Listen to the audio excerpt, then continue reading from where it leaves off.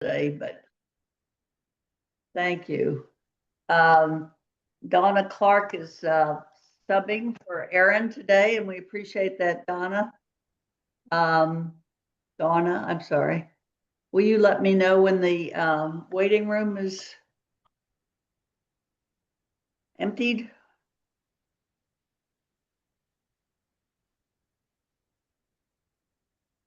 We still have some people joining, but I will let you know when it seems like everyone's in. Great. Thank you so much. And thanks for helping us out today.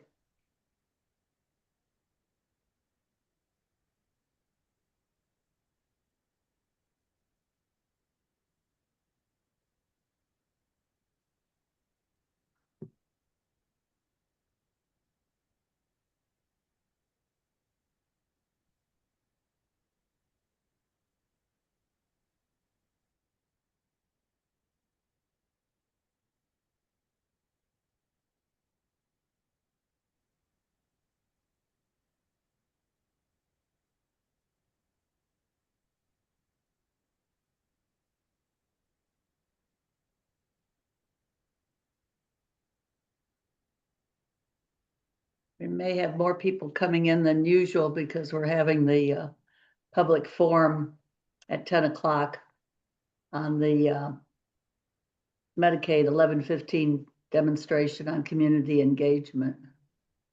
So welcome to our regular MAC people and to those who are joining early for the public forum.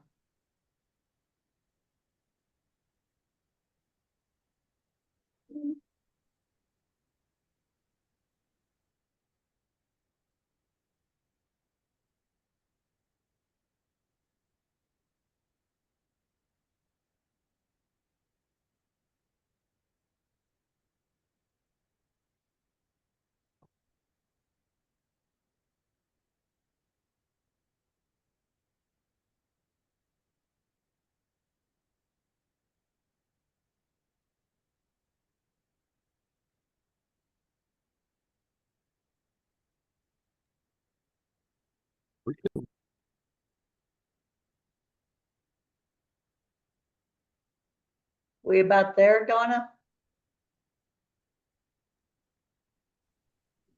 We have definitely slowed down on people joining, but we do still have some that are joining slowly. So if you want to go ahead and start, we will get them admitted as soon as we see them. All right, thank you. I think we'll go on because we've got a very tight agenda today.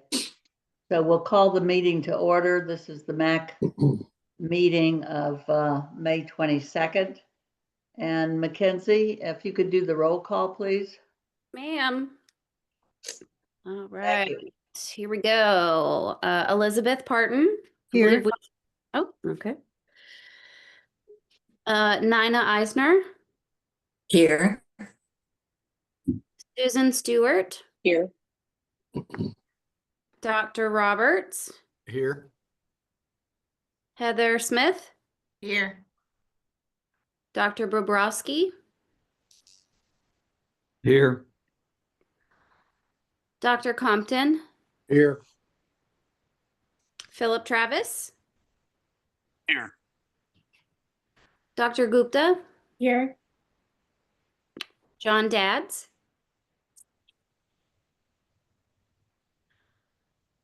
Dr. Hannah. Here. Barry Martin. Here. Kent Gilbert. Right here. Mackenzie Wallace. Dr. Schuster. You are Here. here. Brian Proctor. Peggy Rourke. Here. Eric Wright. And Commissioner Lee. I'm here. It took me a minute to get off I mute, was but going I'm to say, I had heard your voice earlier. All right, we've got a very good number of our MAC members, and there may be a few others joining us late. So thank you all and welcome. I would entertain a motion for approval of the minutes of our March 27th meeting. This is Nina. I'll make that motion. Thank you, Nina. And a second. Bobrowski, second. Thank you, Garth. Any additions, corrections, revisions? All in favor of approving the minutes of March 27th, signify by saying aye. Aye. And opposed, like sign, and abstentions. Thank you very much. Commissioner Lee, we're going to start with you with the updates. And then at 10 o'clock, we will take that break to start the public forum on the Medicaid demonstration. Okay. But let's start with the changes to the MAC and initiating the BAC. Yeah, and I think I will turn that over to Deputy Commissioner Veronica Cecil to give us an update on the status of that. Thank you. Good morning. I do have slides, but in the interest of time, we'll be submitting those and they can be posted. I'm just going to provide just a verbal update rather than go through all the slides. I think what's of most interest is that we did launch on April 28th. We went ahead and launched the changes that are required by a federal rule to create a new beneficiary advisory council and to make changes to any state's current advisory council on medical assistance. That's been renamed as the Medicaid Advisory Committee. So we did launch on April 28th to meet that requirement. We are working on regulations and hope to have those filed soon. But in the meantime, we're moving forward. We have opened up for our applications to both the BAC, the Beneficiary Advisory Council, and the MAC, the Medicaid Advisory Committee. And new websites and applications are online.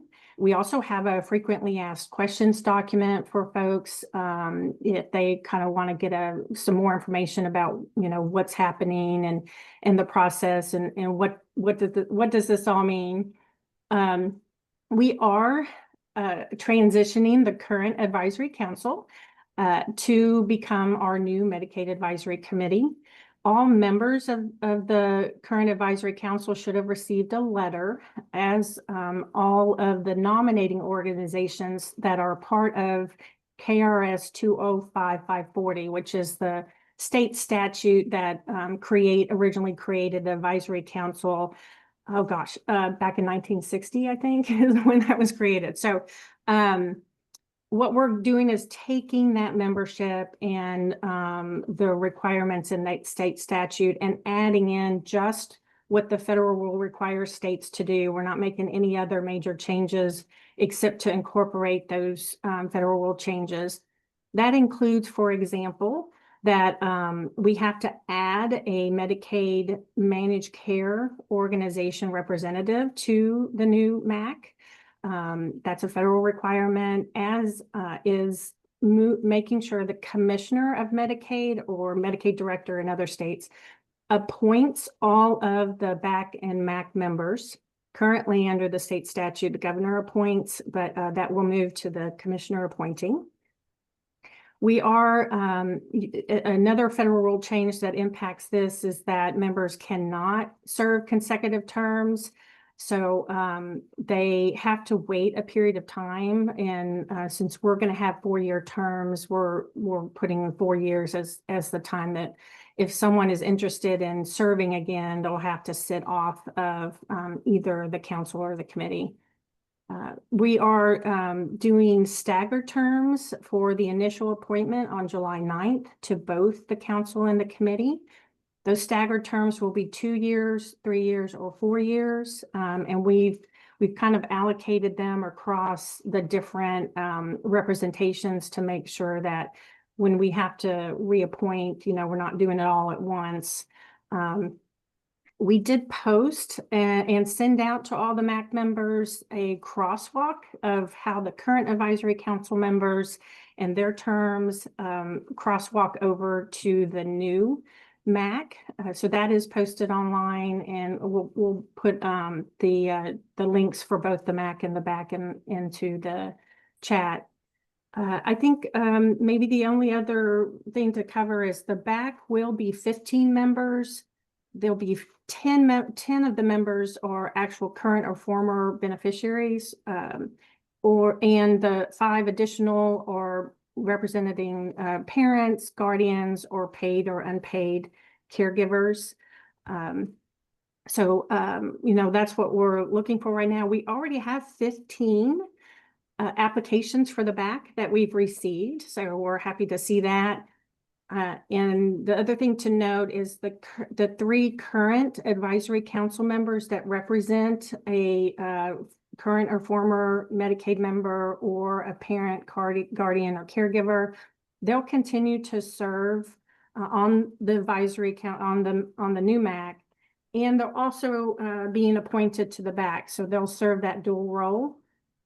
We have to have 7 members of the back that are part of the new MAC. So in addition to those 3, we will be appointing 4 additional members of the back to the MAC. So as I said, we will share the slides. It has a lot more information. It kind of has all this information actually in it. And then we will post in the chat, we'll post the links. And there's contact information. We'll post that as well. We have an email address. We have a new email address for the back.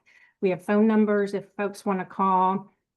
And then the last thing I'd just like to add is for those members, we really are going to provide a lot of support. So if someone is interested in applying for the back, we can take that application over the phone. Happy to do that. We will also be working with the appointed members and identifying what needs they have to be able to participate in the back and the MAC if they get appointed to the MAC. We want to make sure that they can fully participate, and there's nothing that is preventing them from being able to participate. That includes calling them on a regular basis, making sure they have transportation, helping them understand any documents or information that is presented. So we're going to have dedicated staff to support members for participation. So I'll pause and happy to take any questions. Veronica, Ken Gilbert has posted would you post the link to the back and MAC application portal? Absolutely. He has some names to submit, and I don't know that you mentioned it, but I think the deadline for applications is May 29th. Thank you for that. Right? Yeah, that is correct. May 29th. 1 week from today, folks. That's correct. That's correct. And if folks are having trouble, especially for the applications for the back, we'll be sensitive to that and understanding and work with anyone who may be interested that contacts us beyond that date. So our goal is that we need to have everybody appointed by July 9th. So it's great that you can help someone applying for the back to do it by phone. Is there a certain phone number that they should call? Yes, I'll put that in the chat, and it's on the slides as well, and is on our website. Okay. And the slides will be posted on the DMS website under the MAC information, under the MAC meeting? Yes, Yeah. that's correct. Okay. All right. Are there any questions for Veronica about the back and the MAC? And just a reminder that none of the tax are affected by this at all. There was some earlier discussion at our meetings about maybe some changes, for instance, in the terms for the TAC, but the tax are not touched at all, right? That's correct. Yeah. I have a question. Yes. Will the meeting schedules for the committee be the same as the schedule that we've already scheduled for the year? No, they will not. The new members we will communicate with the new members to choose dates and a meeting cadence that's convenient to them. And the other kind of wrinkle to that is the back has to meet before the MAC. It's a federal requirement that the back meets before the MAC. So we'll have to work out, we're going to look for dates that are convenient for the members. That's something we'll do as soon as the appointments are made and we're able to communicate with the new members. Okay, thank you. When you say members, Veronica, are you talking about the back members? Or the Both the back back and and the the MAC? MAC. Both the back and the MAC. Yeah. Okay. Because we've got lots of providers, as you know, on the MAC, and they have cordoned off this 3 hours on the fourth Thursday of the month, every other month, to be a time to commit. Are you, I understand, but we're really focused on the back members and those 7 members that will become, especially the 4 new ones that will become members. I think we have to be, and we have to work with the new members on what's convenient for them. since there'll be actually 2 meetings to coordinate, are you assuming that the BAC and MAC will meet more on a quarterly basis than on a bi-monthly basis? We're trying not to make those decisions. We're Okay. really going to leave that up to the membership. Okay, because I worry we sometimes don't even get through our full agenda. Right. And bi-weekly, you remember we used to meet quarterly, and then we went Yes. to bi-monthly because there was so much, and we squeezed the tax as it is, and I am concerned about that. Okay, any other questions? Thanks for your question, Beth. Any other questions for Veronica?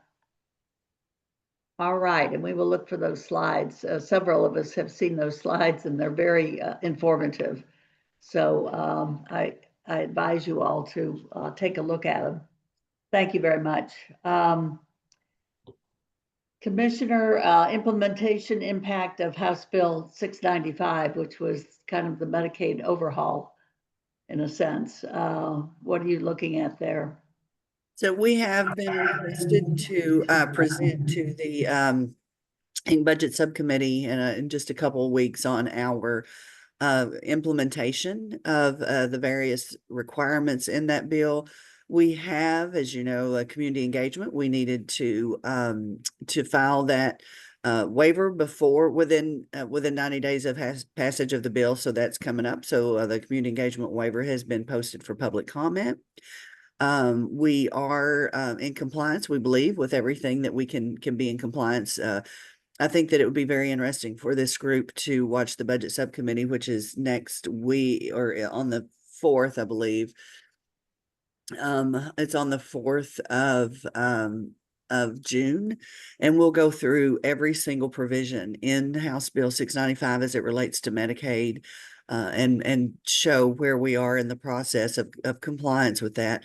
The one thing we're a little bit that does concern us a little bit is the requirement that we have to receive approval from the General Assembly before, or LRC, before we file any state plan or waiver related to eligibility, benefits, that sort of thing. Because in the event we have to wait and discuss that with them when they're in session, that would be a little bit of an issue, but hopefully that the Medicaid Oversight and Advisory Board that is newly created would take up some of those issues and kind of help walk through some questions that we have as we move forward. We do, we're grateful that there are provisions in there for which we must for us to comply with federal rules, because as we know, there's a bill that just passed the House last night with lots of provisions in it related to Medicaid and how we operate our program. We're keeping an eye on that because it still has a long way to go. But as far as 695, I believe we're in good shape. Right now, we can't really tell if it's going to have a huge disruption in the way we operate and administer the program. So time will tell on that. But we are in compliance with all the provisions in 695. Okay, any questions from any of the MAC members? And that meeting you said is on June the 4th?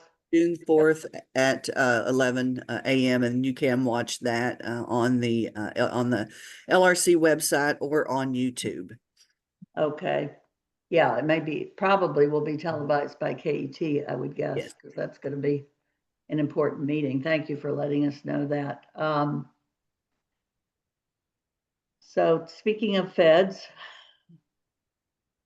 we had a general item on the agenda about impending changes to Medicaid from the federal government.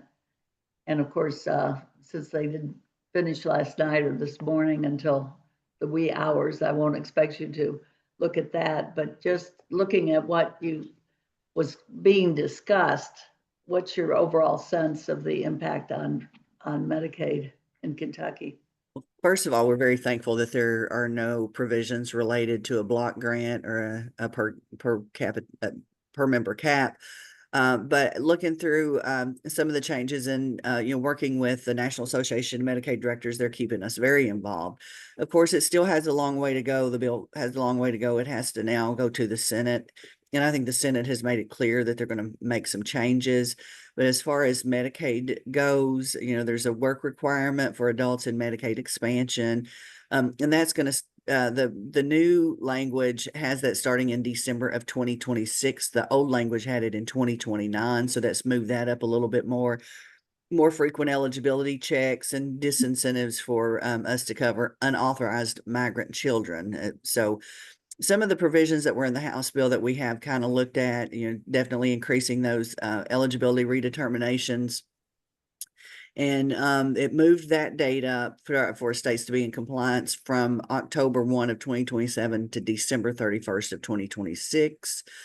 Talked a little bit about reducing expansion FMAP for states that cover certain individuals, but the newest language did add language that said it's not applicable to children or pregnant women who are lawfully residing in the state. So that language around undocumented individuals, and I'm glad that they specifically spelled out not for a child or pregnant women lawfully residing.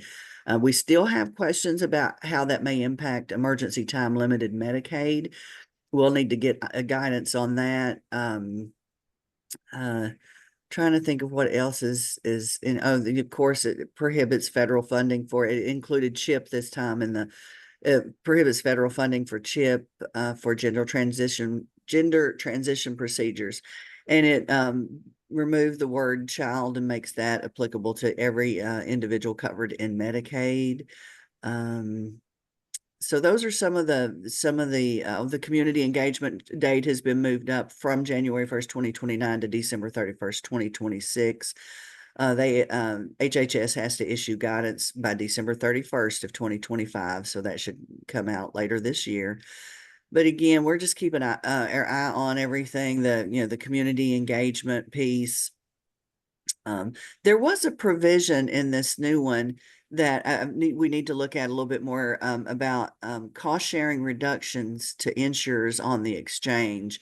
So we're keeping an eye on that to see if that'll help us keep members on Connect, how that may impact them. As you know, Connect is now administered through Medicaid. So again, it's still got a lot of ways to go going through the Senate now.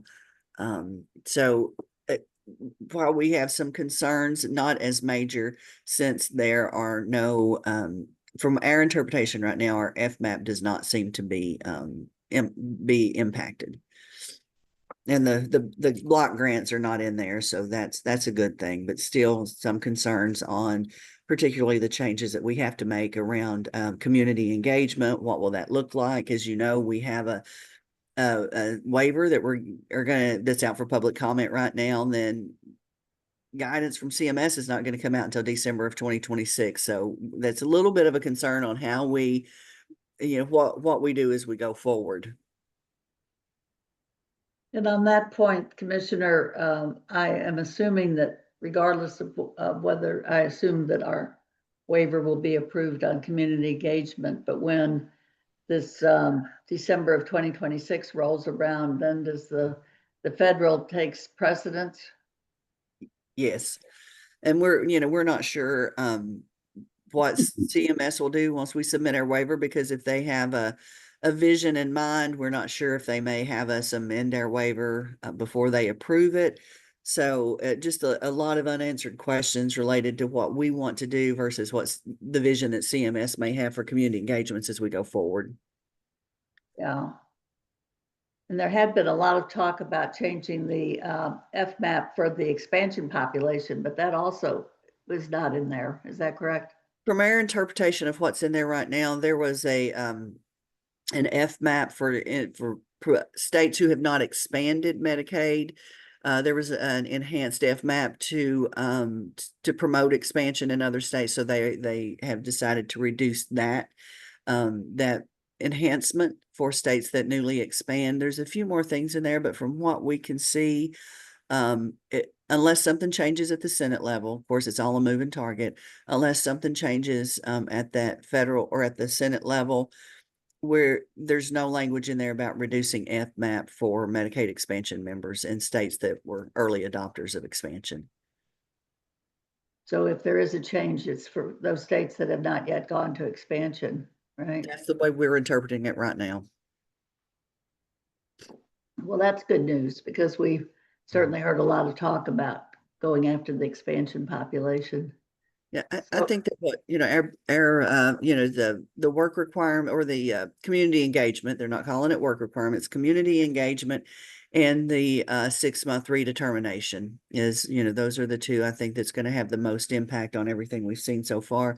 But the National Association of Medicaid Directors has been on top of this, and they are, later this week, they hope to have a summary out of the changes that was in this latest bill, and then we will have to wait to see what the Senate does. And I'm hearing that they want this finalized before Memorial Day or shortly after Memorial Day. So just keeping an eye on that date because that's just in a couple of days. Yes, that's exactly right. Any other questions from anyone on the MAC for the commissioner on this very important topic? I think we'll all be going through and trying to figure out what's in that since it was passed. All of the work on this bill has been done in the middle of the night. I just want to point out. Yes. So you have to be a night owl to stay up and watch it. Are there actual changes to the state exchanges in there? No, I'll have to look. I don't think there are any changes to the exchanges, but there was some enhanced APTC that was available for individuals to purchase a product on the exchange that reduced their premium. So Right. that was going to go away. I think very soon. I'd have to go back and look at the date. So I think there may be a provision to maybe continue some of that to promote individuals receiving insurance on the exchange. So we're looking at that too to make sure, because if people, if we see that individuals are starting to lose Medicaid, we want to make sure they have some form of health coverage, and moving them to the exchange or helping them get a coverage on the exchange would be something that we would definitely want to explore. Yeah. I do think, back to the Medicaid, I do think that 6-month rechecking of people is going to bump people off. We know that happened with the unwinding. People have a hard time responding to that, so that's an issue. And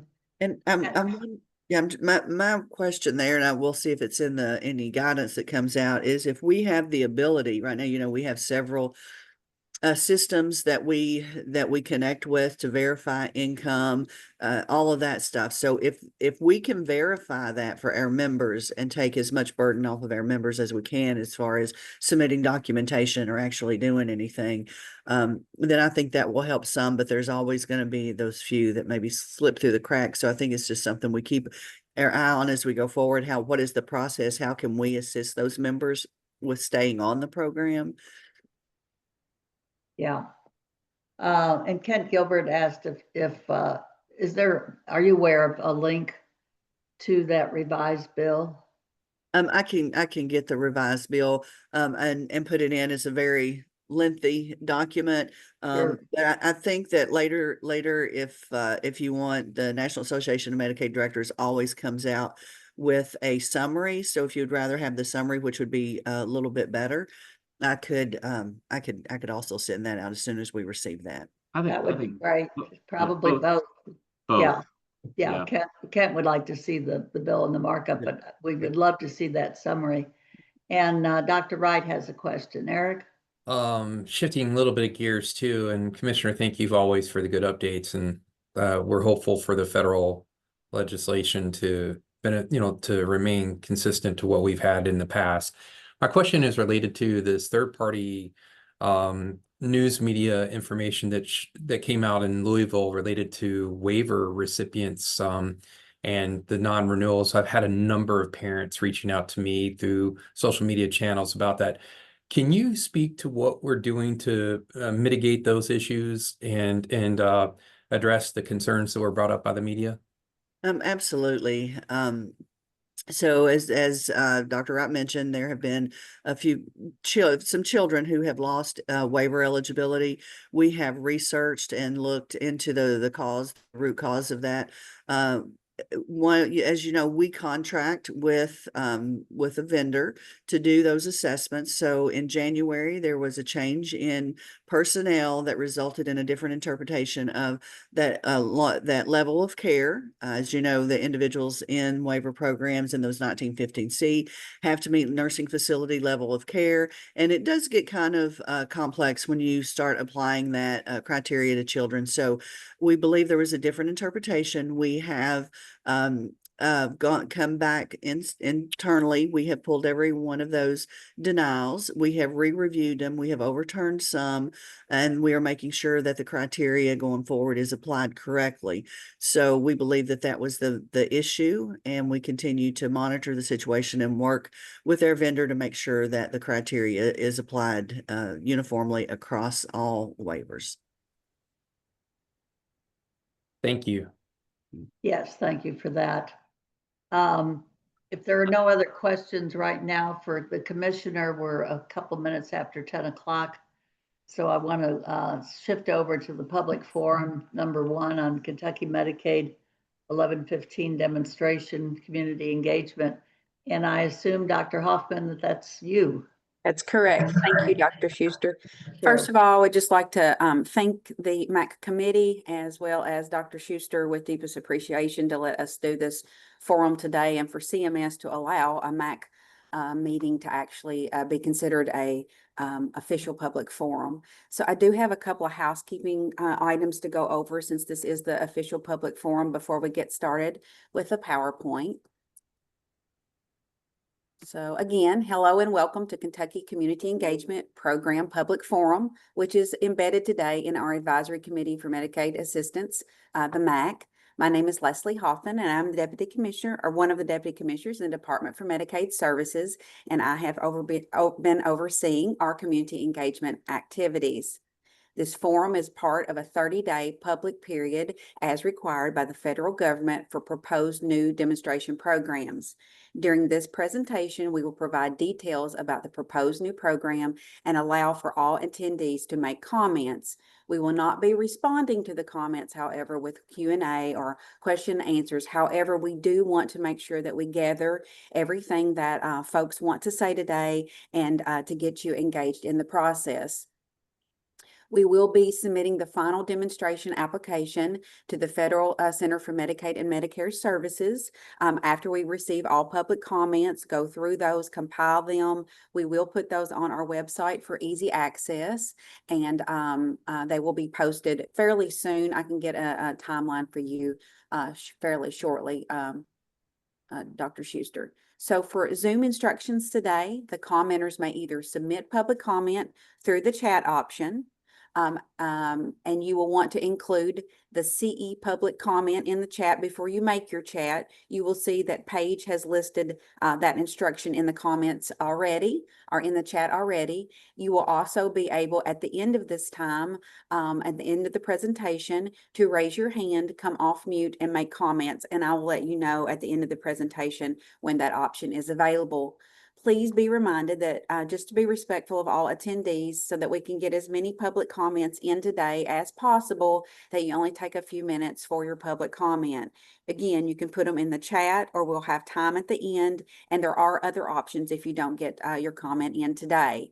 If you decide not to make your comment today, but you go back and you think, gosh, I wish I had made some comments, you still have the opportunity to do so. We will have a public forum tomorrow in person at the auditorium room in the transportation building, which I will go over that at the end of the presentation. Or you can still utilize the email option, or you can still utilize just the general postal service, U.S. Postal Service mailing. Okay, let me get the presentation. So this forum is not a Q&A, Leslie, is what I'm understanding. This is No. an opportunity only for input or comment from that people is that are in correct. attendance. It's Okay, for us to gather all comments today, and as you are aware, whatever method we receive those public comments, we go back and compile them into generalized topics, and then we answer those and we'll post those back on our website. And then those are required to go with our application to CMS on June the 25th. That's our proposed deadline. And so if someone were to have a question that they just simply didn't understand some part of this, is there any way they could get that answered?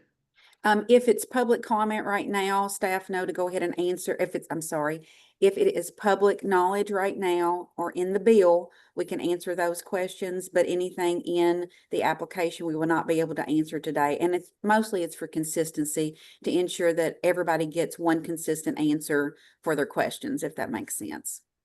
Okay, And Dr. Schuster, can you see my PowerPoint? yes, I can. Oh, good. Okay. The slides are showing on the side. I You may usually want to put it in slideshow. I usually keep those if that's Oh, okay. okay. Is it big Yeah, enough that's for fine. everybody to see? Yes. I we usually can see keep it. those in case my bad eyes need to go back and reference a page, so I'm so sorry. So today is the Kentucky Community Engagement Section 1115 Demonstration Program Public Forum for May the 22nd, 10 to 11. I will be going over the introduction, the objectives, the overview of the proposed community engagement program, the public notice, and the comment process today. And again, you can make your chats now, your comments in the chats from now to the end of the meeting. And Dr. Schuster, we're going to allow those comments as long as they're marked CE public comment all through the MAC meeting, if that's okay, even after I finish. So the introduction That's is fine. to comply with Kentucky House Bill 695, the Cabinet for Health and Family Services, CHFS, is requesting federal approval to implement our community engagement program. To request federal approval, CHFS is submitting a Section 1115 demonstration proposal to the Center for Medicare and Medicaid Services, that's our authority, or CMS. The CHFS Department for Medicaid Services, DMS, that's us, will be implementing the community engagement program tentatively 24 months after receiving federal approval. What are our objectives today? To inform you, the public, of the new Section 1115 demonstration proposal to implement the community engagement program, to provide you information about the public comment process prior to submission to CMS of the official demonstration proposal in accordance with 42 CFR 431.08. So let's just start out with something basic. What is the Section 11 demonstration? Section 1115 demonstration. An 1115 demonstration is to test a project. It's to think outside the box. It helps us to support the goals of a Medicaid program. The aim is to give states more freedom or flexibility to create and improve healthcare programs.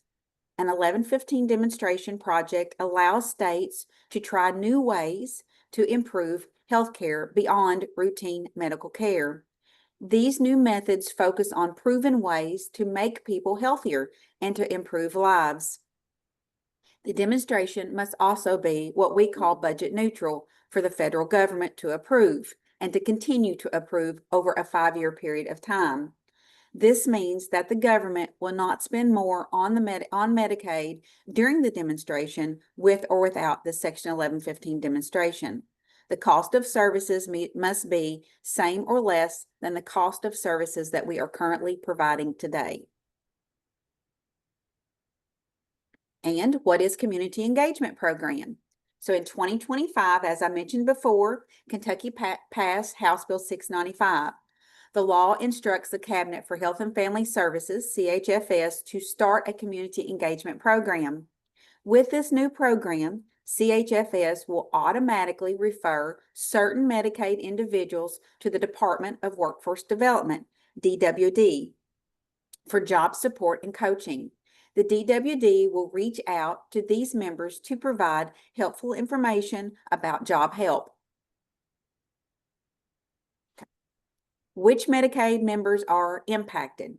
The Community Engagement Program will allow or apply to individuals in the Medicaid expansion eligibility group who have been enrolled in Medicaid for more than 12 months, are between the ages of 19 and 60 years of age, are physically and mentally able to work as defined by our cabinet, are not caregivers of a dependent child under age 18 or a dependent disabled adult relative. So you may ask, are there exemptions to this program? And we have several listed here on the screen above. CHFS will exempt Medicaid expansion eligibility group members who meet at least one of the following conditions from the automatic referral to DWD, the Department of Workforce Development. These are individuals that are under 19 or are over age 60 years of age.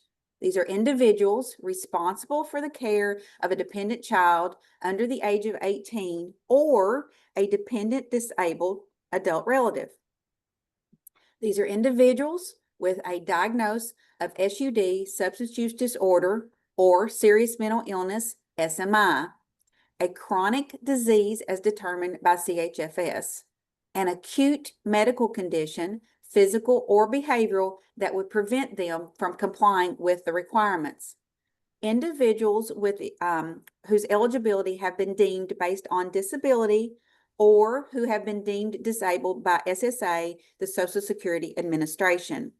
Individuals with verified earned income, individuals receiving unemployment insurance income benefits, pregnant women, individuals who are homeless or who are recently homeless for up to 6 months post-housing, individuals who are victims of domestic violence, individuals who have recently been directly impacted by a catastrophic event such as a natural disaster or a death of a family member living in the same household, individuals already participating in a workforce participation program that CHFS has determined to meet the objective of the Community Engagement Waiver Program.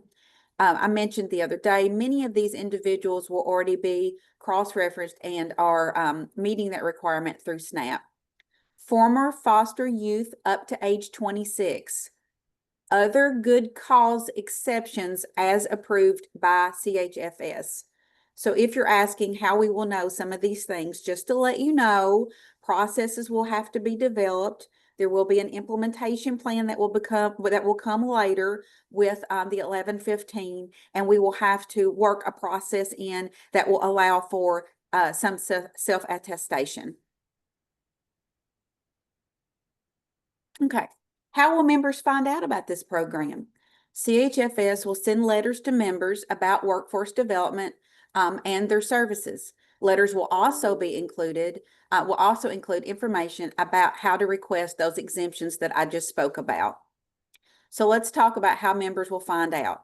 Again, new applicants can choose to be referred to workforce development when they apply for Medicaid. If not, CHFS will send letters to the new members when they enroll, once after 6 months and again after 12 months. Current members. CHFS will send letters to current members who qualify, giving them a 30-day notice that they will be contacted by the Department of Workforce Development unless they are exempted. Managed Care Program enrollees. CHFS may also engage MCOs to tell members about the program. CHFS will also remind members about DWD resources during their eligibility checks and encourage them to use these resources. So what are the goals for Kentucky's Community Engagement Program? Through this program, CHFS aims to help people in Kentucky by offering referrals and supports. The support will help individuals out of poverty by finding jobs through skilled training and job assistance programs. The goals of the program are really to expand efforts to help people achieve economic stability by connecting them with educational and job assistance programs. identifying individuals who qualify for exemptions and may also need a higher level of care. And then we will connect them to those necessary supports as well.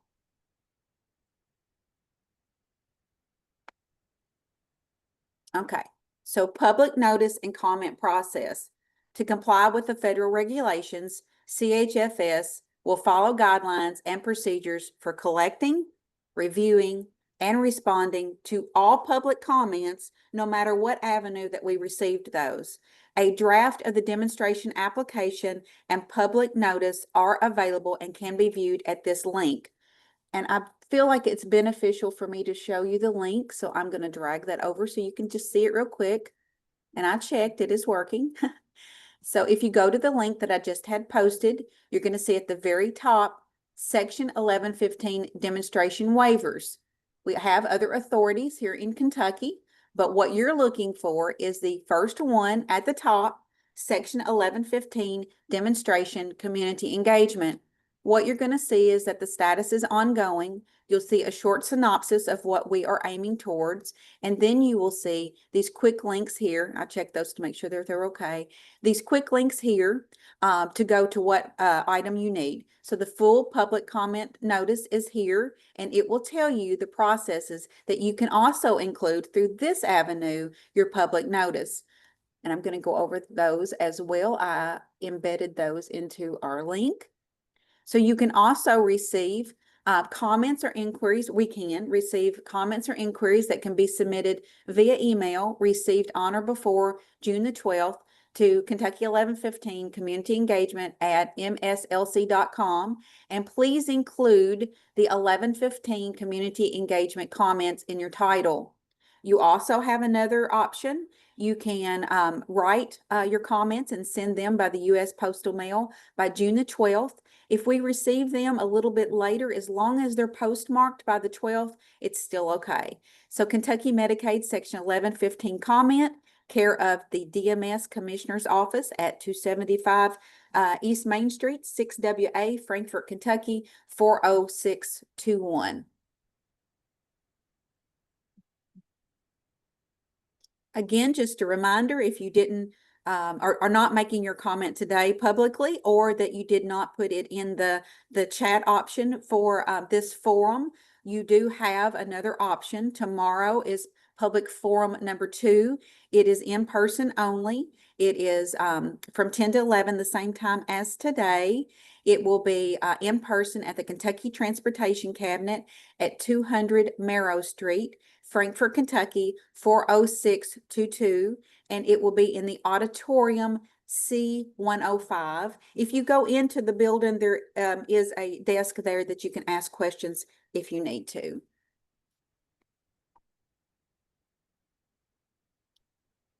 So I've thanked the MAC committee, and I've thanked Dr. Schuster for allowing us to do this today, but I also want to thank you, all Kentuckians, for your participation.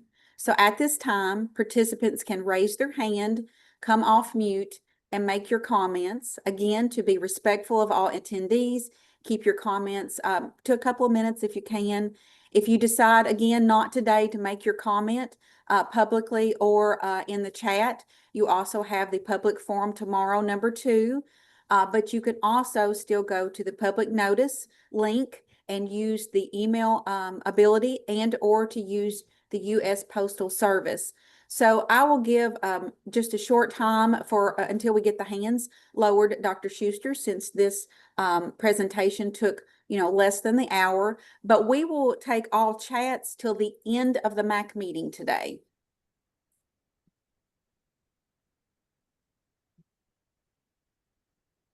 Thank you.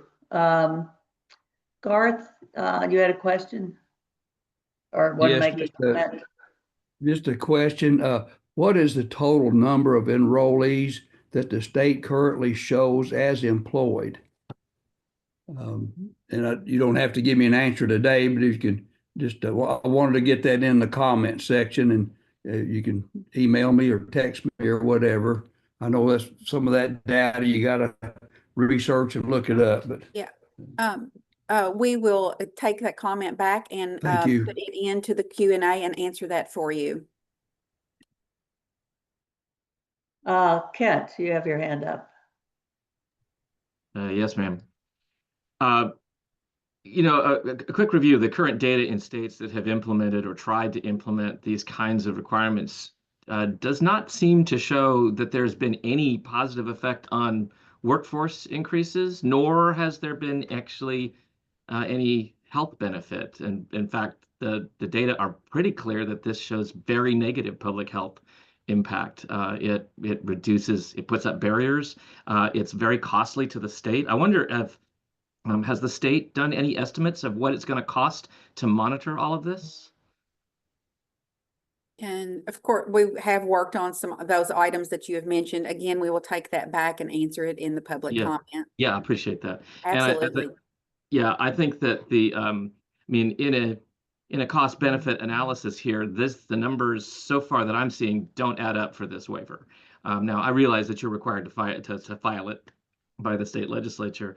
But as far as a public comment that's going to go up the chain, this just doesn't seem to actually meet the goals. If we want to get people back to work, if we want to keep people healthy, they've got to be healthy to go to work. And these kind of referral programs just don't seem to be supported by the data. But I mean, I'd like to see more data. I'd like to also see that the cost of these is not going to be, I mean, it seems stupid to spend $30–40 million tracking whether people are getting care as opposed to spending $30–40 million giving people care. Thank you. Thank you, Kent. Jeremy, and I don't know how to pronounce your last name, Scrimmager. There you go. You nailed it. Thank you very much. Sorry, I'm cooking lunch at the office. So I'm a little lower down the totem pole. My area of specialty is supported employment for folks who are already receiving services. So my question is more just a mechanical one. Obviously, the Office of Vocational Rehabilitation falls under DWD's purview. OVR is broke. They're on an order of selection for the foreseeable future, and I don't think anybody really knows how long that's going to last. So what mechanisms exactly are going to be able to handle the influx of people requiring vocational rehabilitation services? Thank you. Thank you, Jeremy.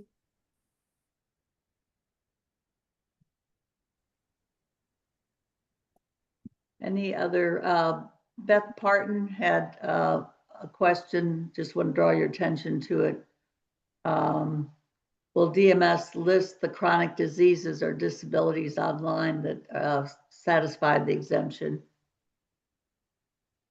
And Dr. Schuster, I think we can give a list of expectations of those chronic conditions, because we do already capture many of those, especially through some adult and children reporting that we do. But the process will actually be more complete as we go through the implementation process. And then, of course, there is there's a catch-all in here for any good cause exemption as approved by the cabinet. Thank you. Eric Wright, you have your hand up. Dr. Hoffman, do you all utilize the compassionate allowance list that's put out by the Social Security Administration as a factor when it looks at those type of qualifying exemptions? Have you considered that as an option?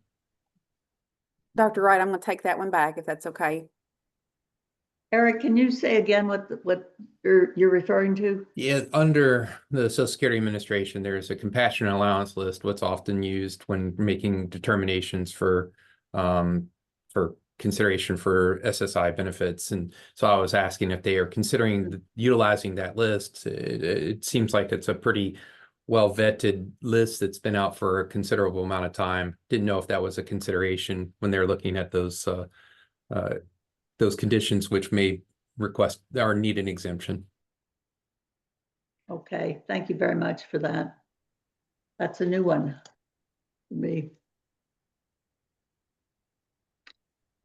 I would comment, Dr. Hoffman, that at least for people with behavioral health issues, you mentioned SMI and SUD, when this was tried when a work requirement was tried in the Bevin administration, the process for designating those folks was complicated and onerous at best.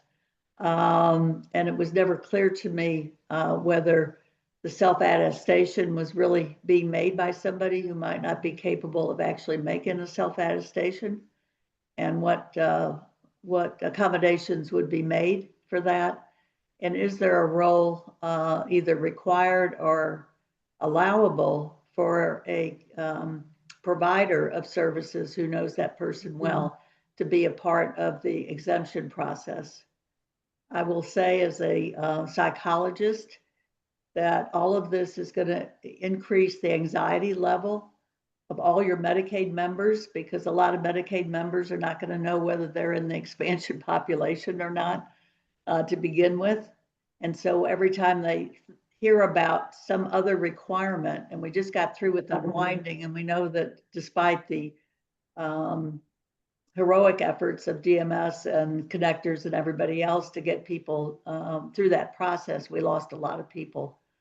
So I'm not asking you to provide mental health care to all, although we should be providing mental health care to all Medicaid members, but just to be aware in your communications that people are highly anxious.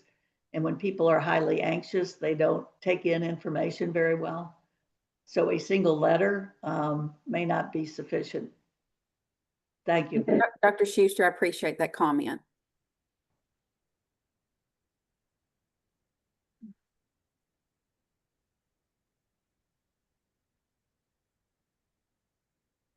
Donna or Dr. Schuster, do you see any more hands? I don't. Do you see any more hands up, Donna? I do not see any more hands. Hey, I Peggy couldn't get my hand off. Oh, I couldn't okay. I apologize. My computer's not working, or I'm not navigating as well. This is Chirag Patel, WellCare CMO. In this new format, when we have this public commentary, do we ask state legislature to come and listen to commentary from the public? They will have the comment from the public included into, we compile all of them together in a Q&A session and document, and then it will go on the website, as well as it is required to send to CMS when we submit it as well. Does that answer your question? Yes, ma'am. Thank you.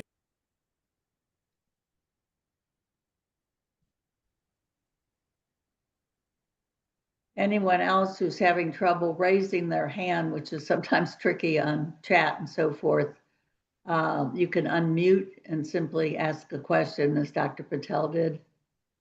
We don't want to miss anybody.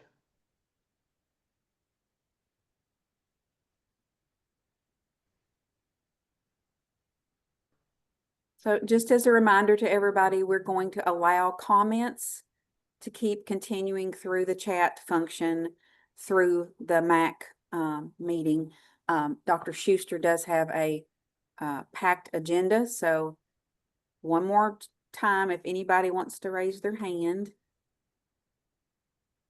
And if not, I'm going to turn it back over to Dr. Schuster to continue her MAC meeting. Thank you so much for having us today, and thank you for listening to the forum. We do want to hear from you. We want to hear from Kentuckians and have you to voice your opinion. So if you did not give your information today, please use one of the other functions or meet us in person tomorrow. And again, just thank you. Thank you, Dr. Hoffman. Is your PowerPoint posted as well? I will send this PowerPoint to Donna in just a few minutes so that we can get it out to the MAC. Okay, so it will be posted with the MAC meeting information. Do you, Yes. Can you also make it available if people go to the link? If you go to the link, what you're going to get is the application and then a brief summary and then a larger summary, I believe is the two things. But I can make it available if somebody else needs me to send it to them. Do you want me to post it online for the MAC? It'll be under the MAC, right? Yeah, to the MAC. But I guess my question, Leslie, is can you attach your PowerPoint so when people go to that link, that's one of the things they can access. I have said that only because sometimes it's easier for people to read the simple language that you provided as opposed to the. Correct. I'll, let me get through the PowerPoint tomorrow, in the, with the in-person, and then we'll get that posted. Is that okay? I'll try to get Yeah. that done. Yeah. Did I see somebody that said they were having trouble getting on the Zoom? I thought I saw, but I don't see it in the, there is another public comment in the chat right now, so. All right, well, thank you very much, Dr. Hoffman. Thank And you. this is an ongoing process, so for anyone who is remaining on for the remainder of the MAC meeting, please continue to put your comments in the chat. And also, let me encourage you to mail them or email them. And the deadline is June 12th. Is that correct, Leslie? Do I remember that? That is correct. So if you send a letter, like to US Postal, make sure it's postmarked by the 12th, and you can send an email, or you can come tomorrow, or you can still do the chat function today all the way to the end of the MAC. All right. And there's a good comment from Ashley Shoemaker about, again, that attestation and the role of the providers, because I do think it's an important point. Providers' time would be better spent actually treating patients instead of filling out paperwork. We all are for that. Thank you very much. And let's go on. I think Commissioner Lee, we're back with you. Restarting of prior authorizations for Medicaid behavioral health services. And we had quite an active discussion about this at the BH-TAC meeting last week. And I think maybe Angie Parker is on here. She may be able to provide an update and give some give an update. Angie, are you on? I'm not sure she's on, Commissioner, but I'm prepared to talk. Okay. Talk about it. All Great. right. Yeah, Thank you, and Veronica. I have slides. Good. We want clarification. There's a lot of angst out there.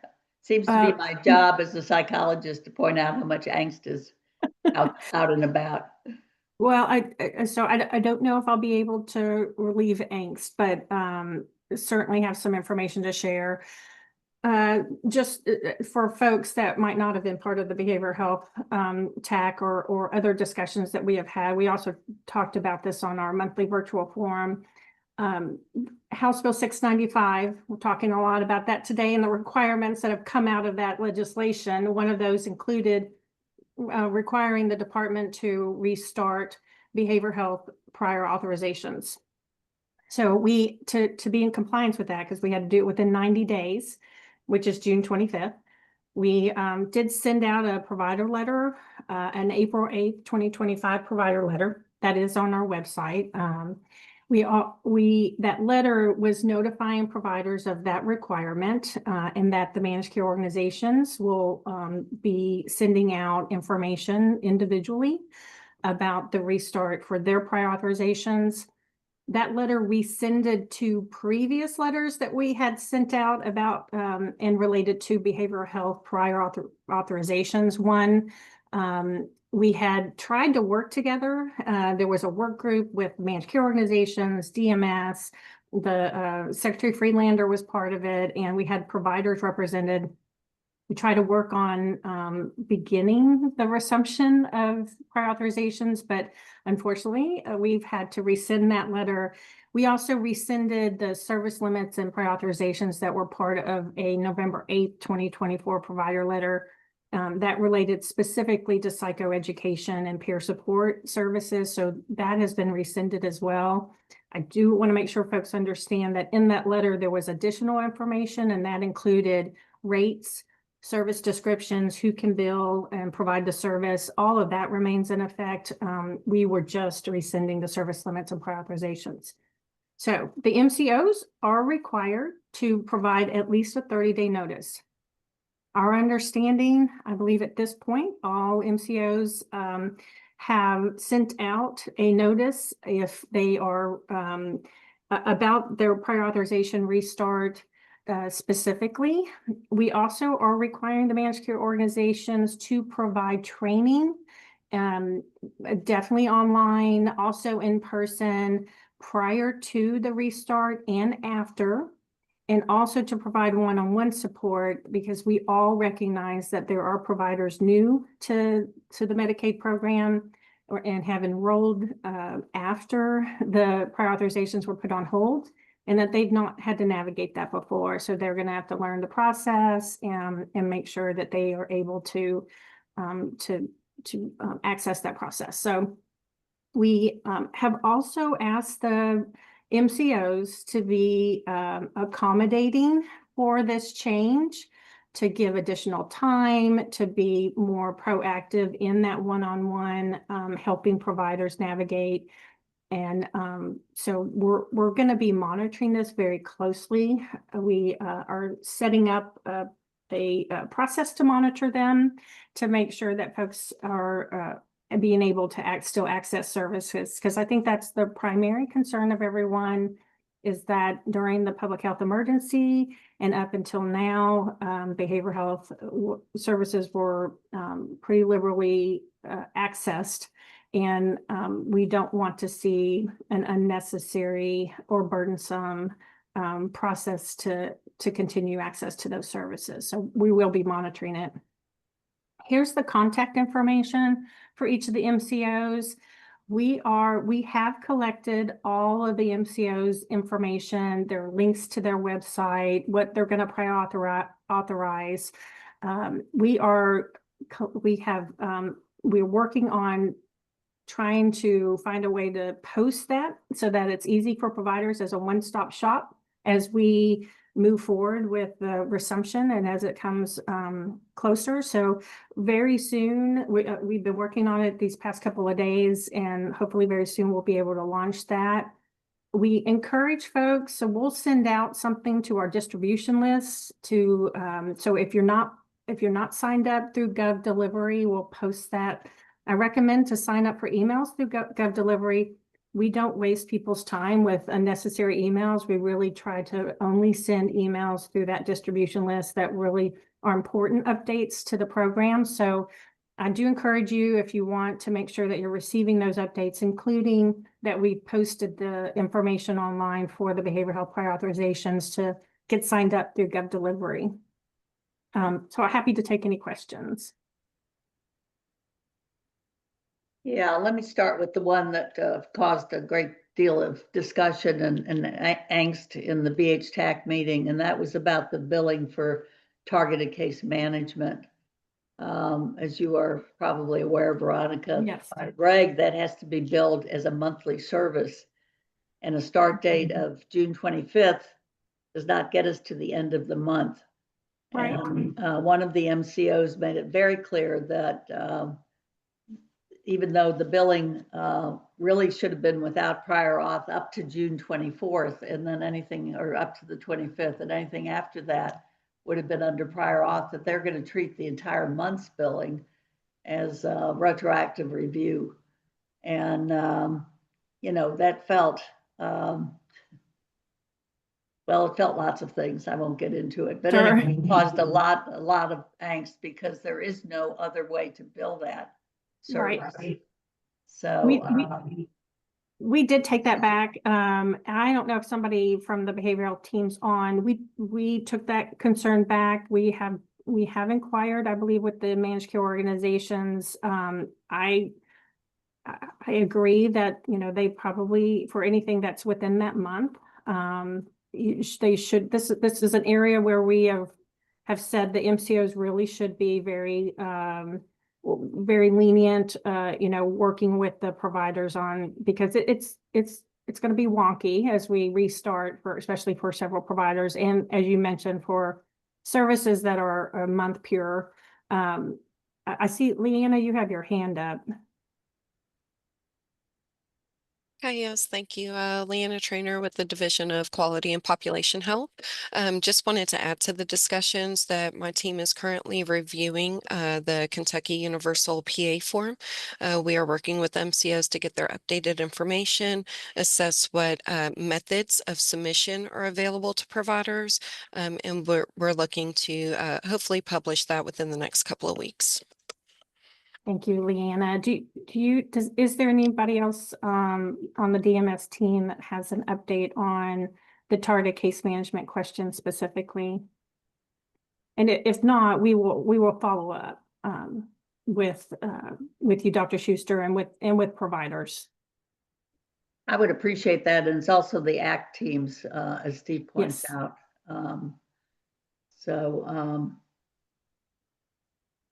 Yeah, we really need some response from Medicaid for that, because we're caught between a rock and a hard place. Obviously, you can't, the reg Right. says you have to bill at the end of the month.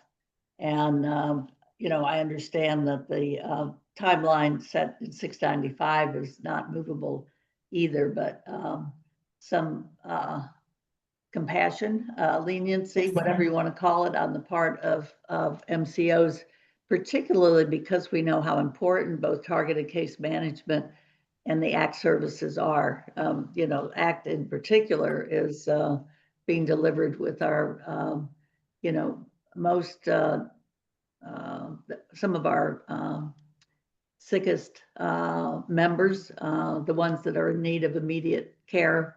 And that's true also of targeted case management. So appreciate that. Nina has a question. Yes, thank you. Did I just understand that there's going to be a universal prior auth form required of all the MCOs to use? We had already created one many years ago, and the only problem with it is a written form. So the only way to submit it is to fill it out and to usually Right. fax it. So I don't know how useful it is in this day and age of trying to go to electronic PA. But we've had one out there for a long time. We are updating it because it needed updating. And certainly the MCOs are required to use it. So if an MCO says we can't accept this, let us know, because it's in their contract. They're required to use this universal PA. So That's great news. definitely relay that to us. I think Good, what we thank you. did take back and want to do is, and heard loud and clear, trying to create some consistency in the process for prior authorizations across the MCOs. And so how do we take that written PA form and work with the MCOs on what they can do to their systems to duplicate it? I think is a legitimate question and something that we're taking back. It's not going to happen by June 25th, but certainly it's something that we're going to work on. The other thing we're working on is, talking with the MCOs about the consistency across them on what is prior authorized. So that's something we're going to continue to work on.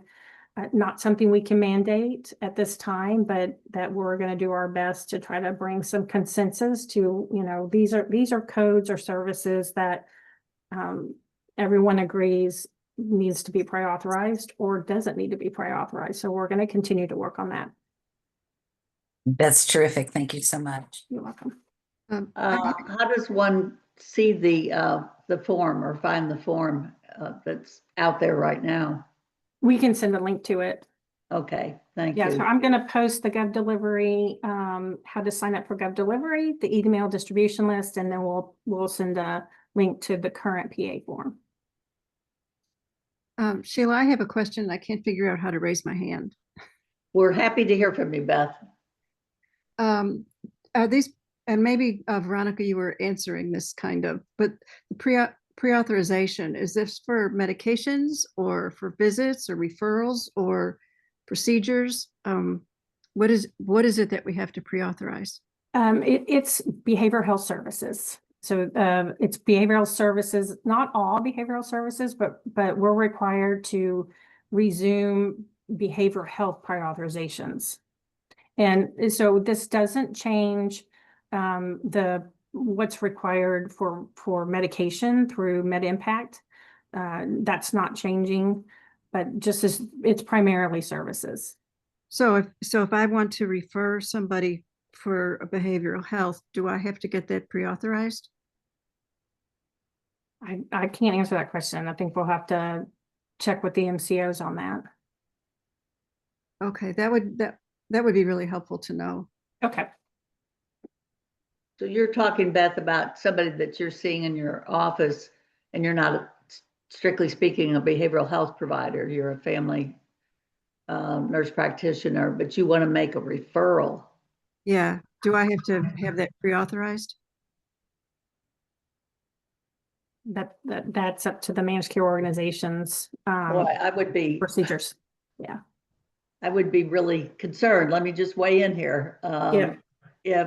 If referrals to behavioral health have to be pre-authorized, the most important thing about somebody in a behavioral health situation is that they get care as soon as possible.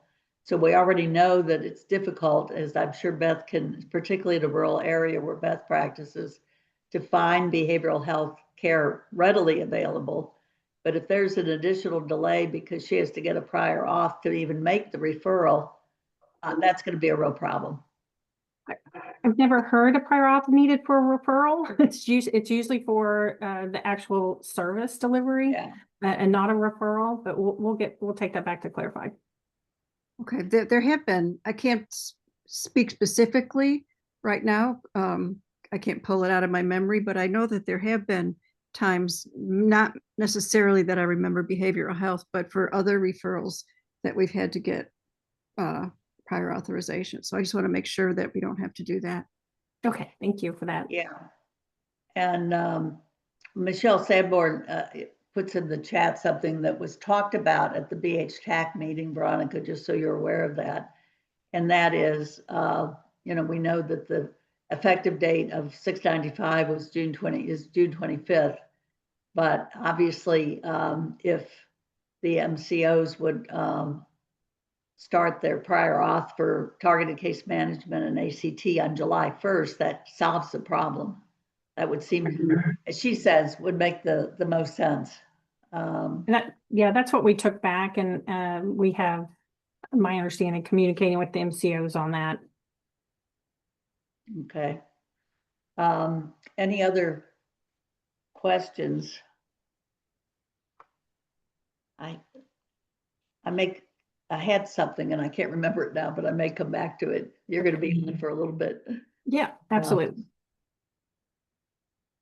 Okay, here's a mom of a 38-year-old with severe mental illness. Does she need to contact his insurance company on these prior authorizations, or his doctors?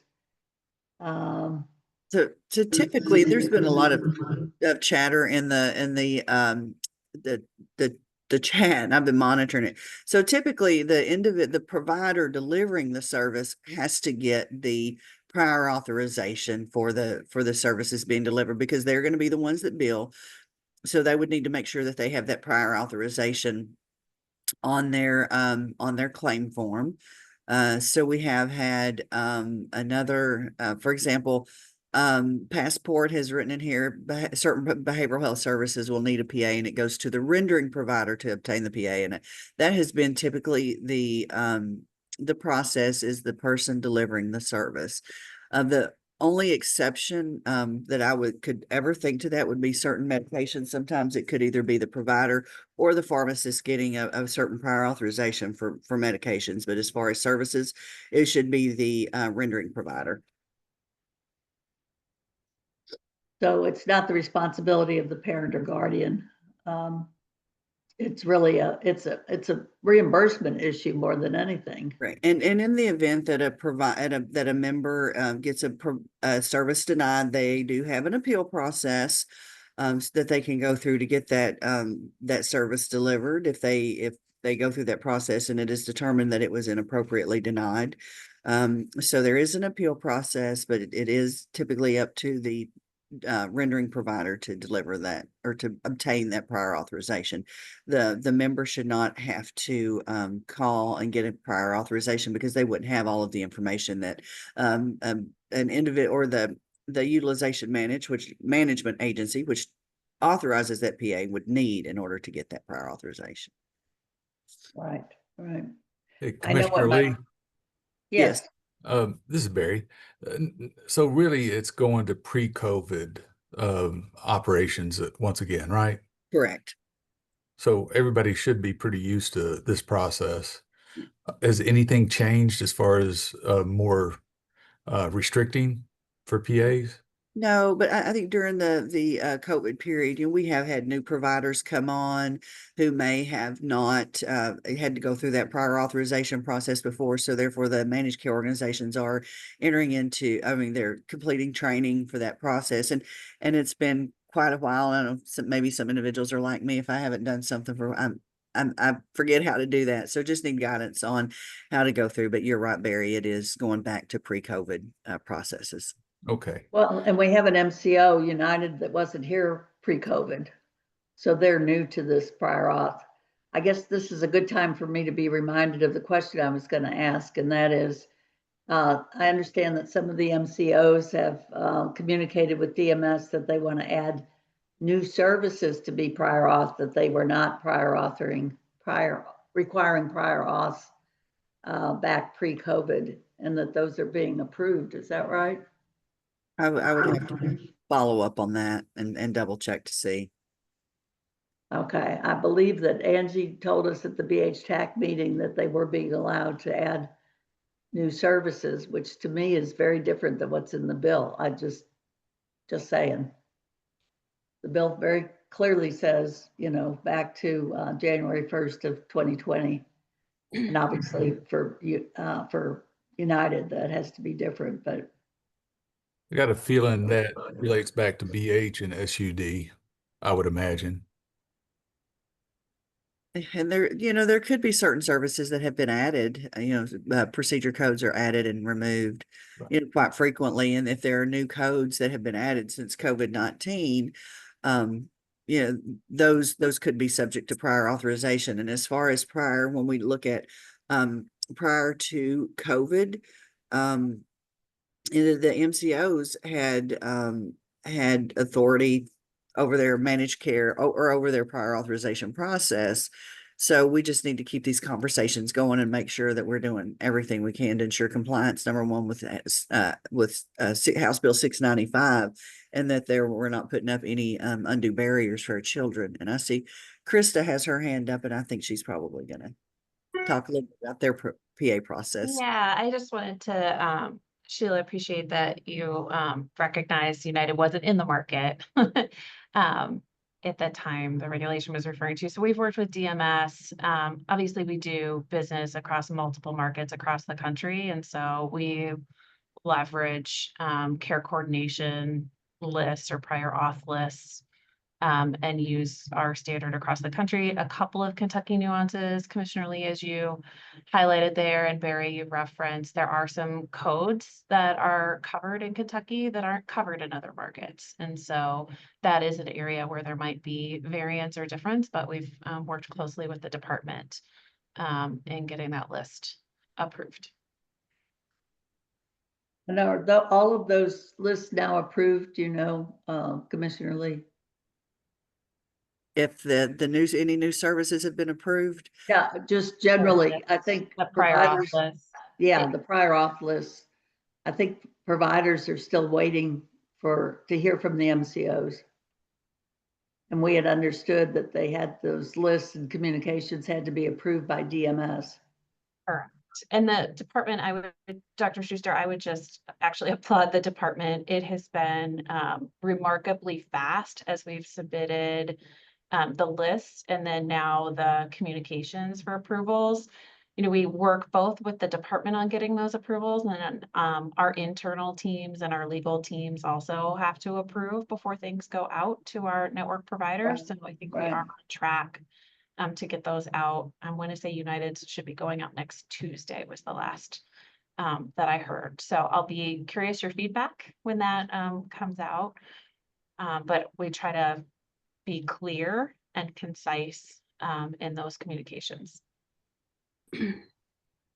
Thank you. That was what I was talking about. Commissioner Lee was, the MCOs have been telling providers we can't send anything out because it has to be approved by DMS. And at the BH TAC, Angie said that, you know, DMS was working very hard to get through those lists. So I guess I'm just looking at timeframes again as we're getting closer to the end of May, just a month away. Yeah, So we had approved either same day or next day. okay.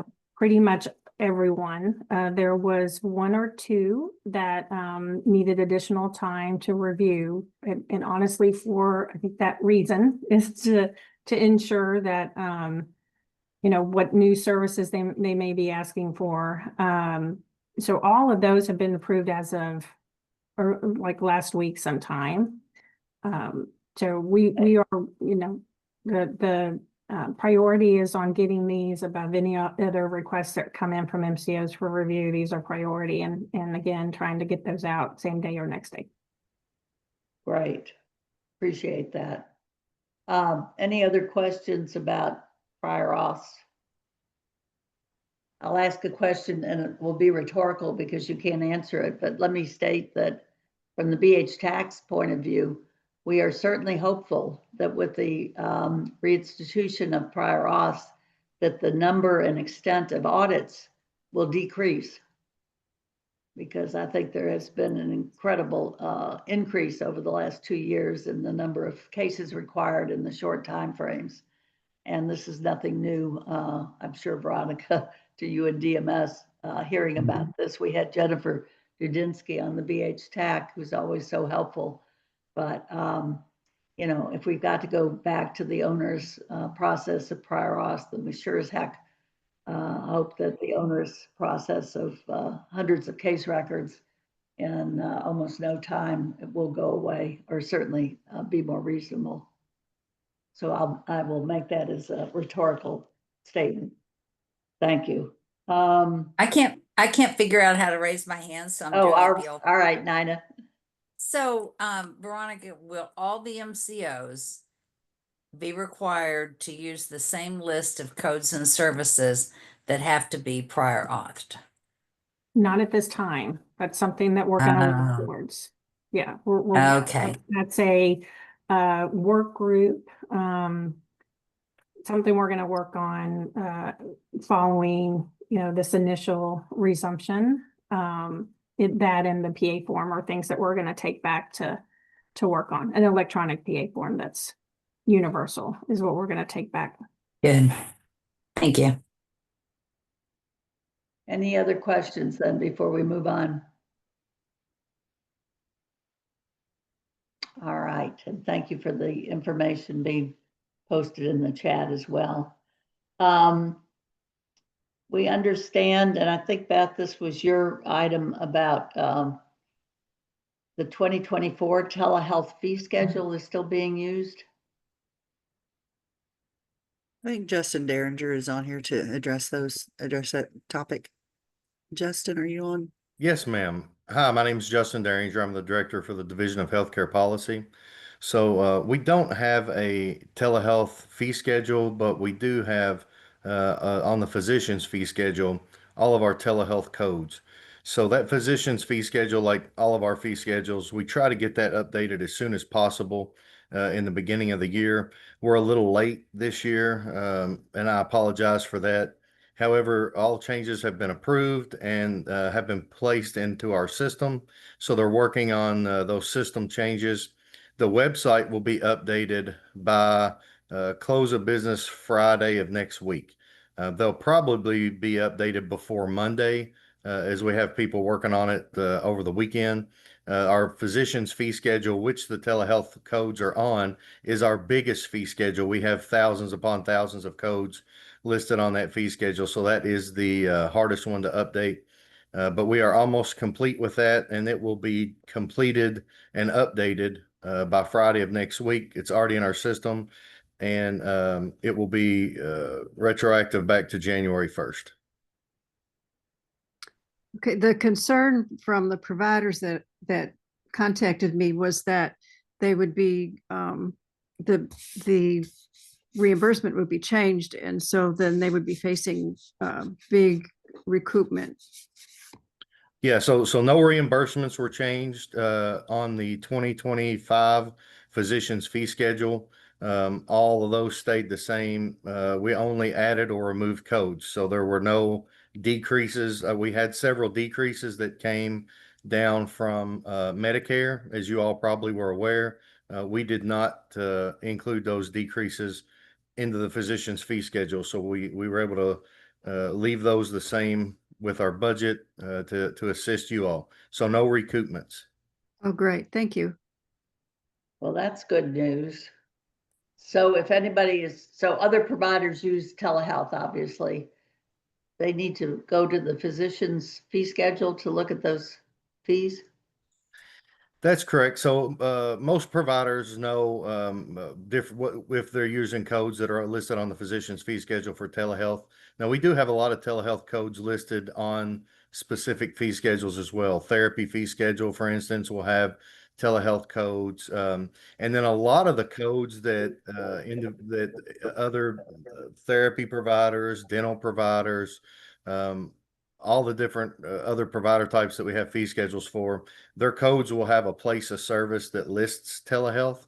So it's not actually a specific telehealth code, but a place of service that they bill. And they'll be able to see that either on the fee schedule or that'll be in the billing instructions in the system when they go to bill, that they're allowed to bill that through telehealth.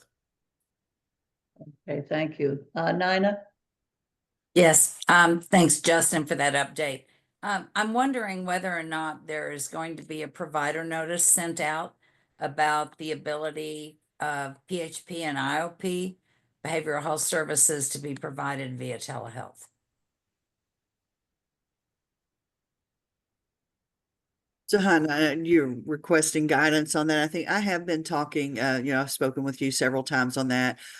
Just different authorities have just kind of put that a little bit on the back burner for now, but we are still looking at that. We'll hope to have some information out soon. Thank you. Thank you. I know that you've asked about that several meetings, Dinah, so we'll keep asking about it till we see the guidance. Thank you. Thank you. Any other? Thank you. I think there was also a question at the BH TAC about the behavioral health codes. And I think, Justin, you said that they are being worked on by BDID, but are not completed yet. Well, right. There's a couple of fee schedules that we kind of collaborate with them on, but I think the behavioral health fee schedule, which I'm not sure if there's anybody from behavioral health on to talk about where those are, but I'm pretty sure that those are in the same spot. They've been approved and they are working on those.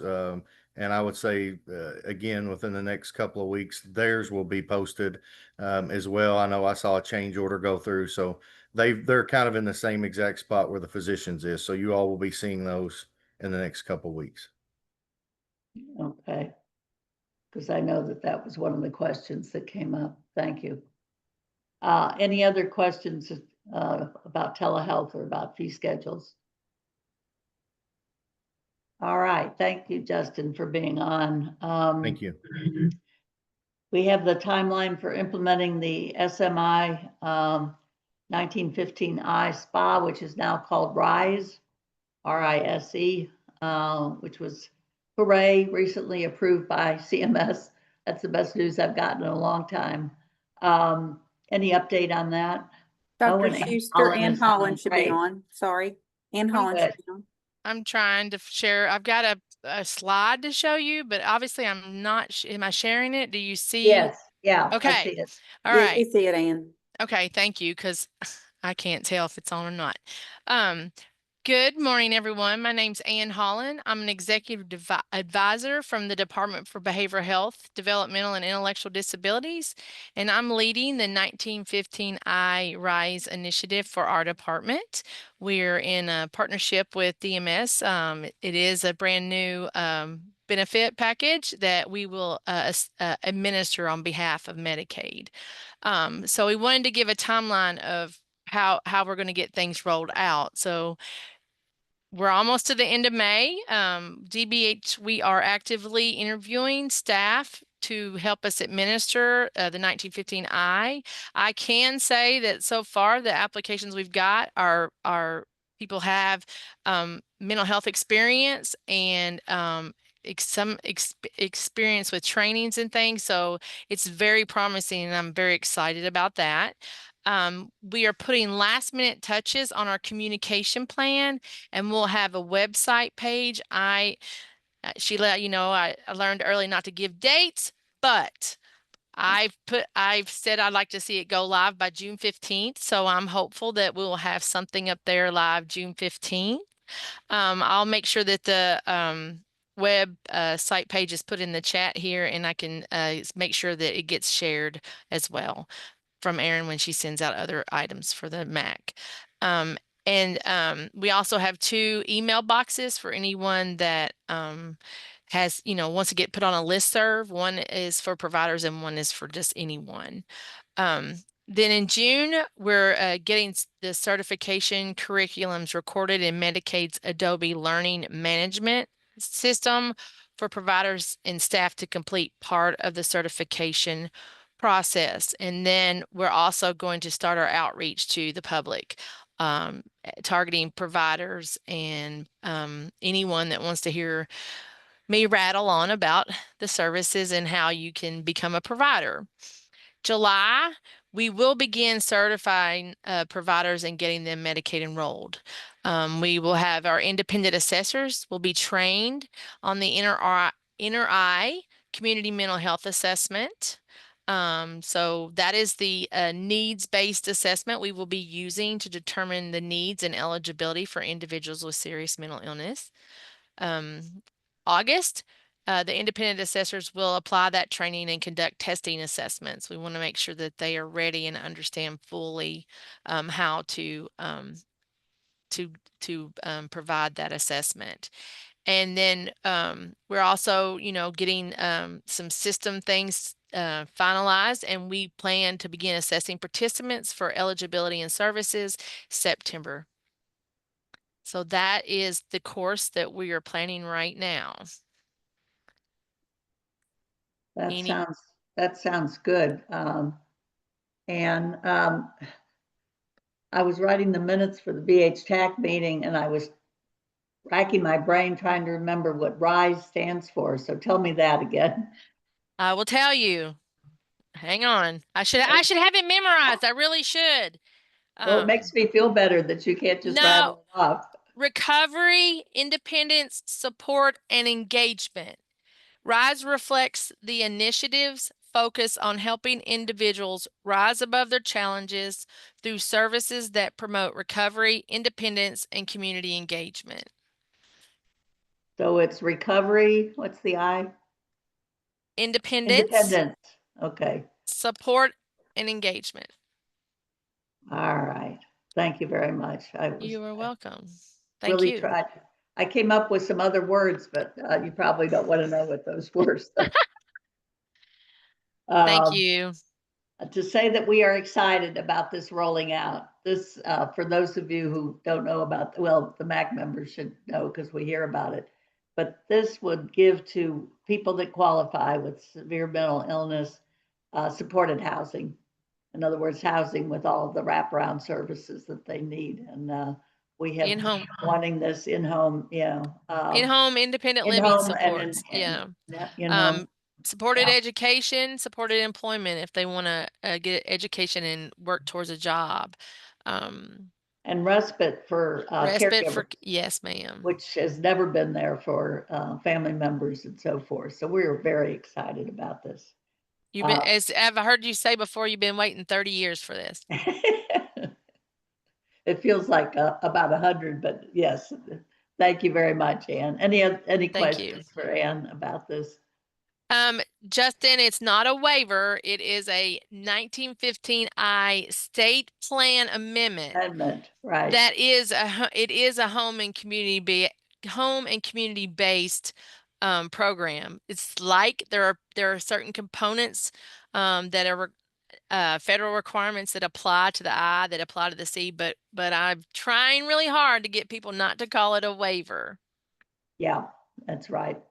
And I finally have, that's why when it went to RISE, I was like, oh, I got to figure out what RISE stands for. So Because there is no slots. there are If no you- slots. Yeah, right. if you qualify, you can You're you can in. utilize the benefit, yes.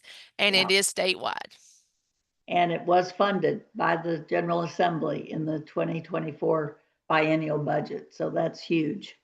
So we're very excited about this. There are a lot of family members and a lot of folks waiting for this. So thank you, Ann. Appreciate that. And then just to continue with the waiver discussion, do we have anyone to talk about the implementation of the reentry waiver? Dr. Schuster, Angela Sparrow should be on. Okay. Good afternoon, everyone. Thank you. Angela Sparrow, one of the project technical specialists within the Department for Medicaid Services. So wanted to provide some updates on the reentry 1115 demonstration. Lots of initiatives and work occurring as we continue to target, again, an October implementation date. There has been, again, as we've continued to discuss, a lot of focus around system requirements for changes, again, to support implementation of the waiver and the services. So again, there will be some changes that we need to make to our eligibility system to identify the populations, the reentry populations, the new youth provisions, the new CAA youth group, again, that is also eligible for pre-release services, those targeted pre-release services. So we will need to make some system changes so that we can identify those populations appropriately, that we can identify them in terms of the settings that they are placed in appropriately, and also for the timeframes that they're eligible for those pre-release services appropriately. So again, it is a complex system changes, again, to be able to appropriately do that, to be able to reinstate or instate that eligibility as quickly as possible. And so from there forward, again, that means that we'll have some billing changes. So to our MMIS systems to allow the correctional facilities to bill for those services, be reimbursed for those services in that pre-release time period. That also means that our correctional partners, Department for Corrections, Department for Juvenile Justice, they are also, again, needing to make some system changes to support implementation to their health records. Again, being able to capture Medicaid IDs, identify individuals, the services, again, et cetera. So again, they continue to work on system changes as well. There will be some system changes to MedImpact to allow for that 30-day supply of medication at the time that individual is released. Again, this is not going to be pharmacy changes to our community pharmacy providers. Again, that will be more so for the vendor and for that pharmacy that DOC and DJJ are contracting with. And also, again, exploring some changes with KHI for our DOC and DJJ partners to allow for that data exchange and again, be able to provide that information timely to the NCOs to support those case management services pre-release and post-release. So again, we continue to move forward with developing those requirements, understanding those system impacts, and again, through the summer, we'll move forward with deploying those system changes and the testing again around that. There are several work groups that continue to meet to support program design and implementation. So again, DOC, DJJ, meeting with them routinely, our pharmacy work group, finance, again, in terms of any changes to capitation payments to support those pre-release services. Again, any changes for rate settings for the pre-release services. So again, some of those items, and then also working with the MCOs, meeting with the MCOs to develop, again, that case management policy to support, again, those efforts, both pre-release and post-release. So again, clearly defining roles and responsibilities with our MCOs and with our correctional partners will be very important for collaboration to ensure that we have, again, a smooth and successful implementation. We again will kick off some additional work groups again in the next few weeks, but again want to wrap up some of these initiatives before kicking those off. I think we've talked in the past, again, DOC and DJJ, they will be enrolling as a provider. So again, they will be providing some of those pre-release services, being reimbursed for those services. So we are supporting them through that provider enrollment process. We've developed that new provider type 53, reentry organizations that they will be enrolling as. So again, we'll also be supporting them with contracting with the MCOs and through that process. And so that will be new. And again, will occur over the next quarter and into, again, the fall. We'll move into readiness assessments through, again, the summer, into summer, and again, early fall.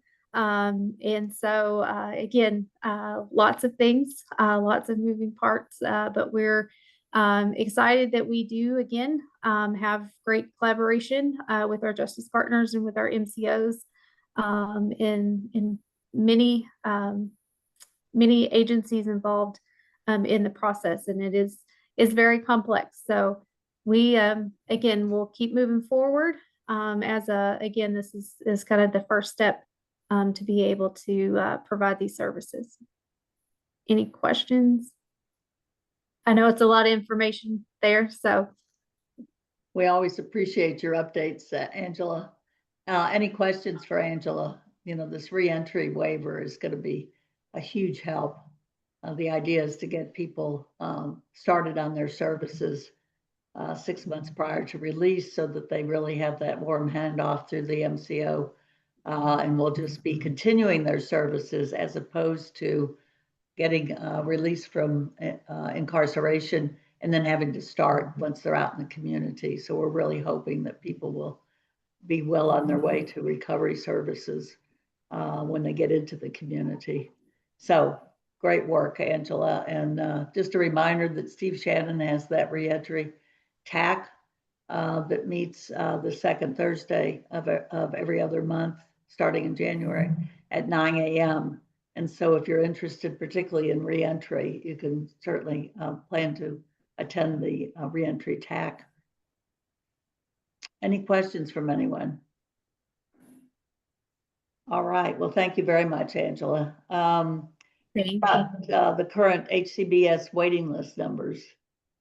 Yes, good morning, everyone. Good morning, Dr. Schuster. I'm Carmen Hancock, the Department for Medicaid Services, Division Director of Long-Term Services and Supports. So I've got that information for you. Current wait list numbers as of today. On our home and community-based waiver, we have 4,423 individuals on the waiting list.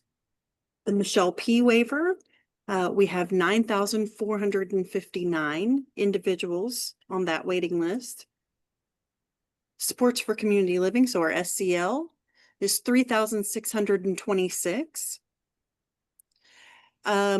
Within those numbers, we have a little over 2,100 people that are on multiple waiting lists. So that total of unduplicated individuals on waiting lists is 15,369. And I can drop this little chart in the chat for you to have.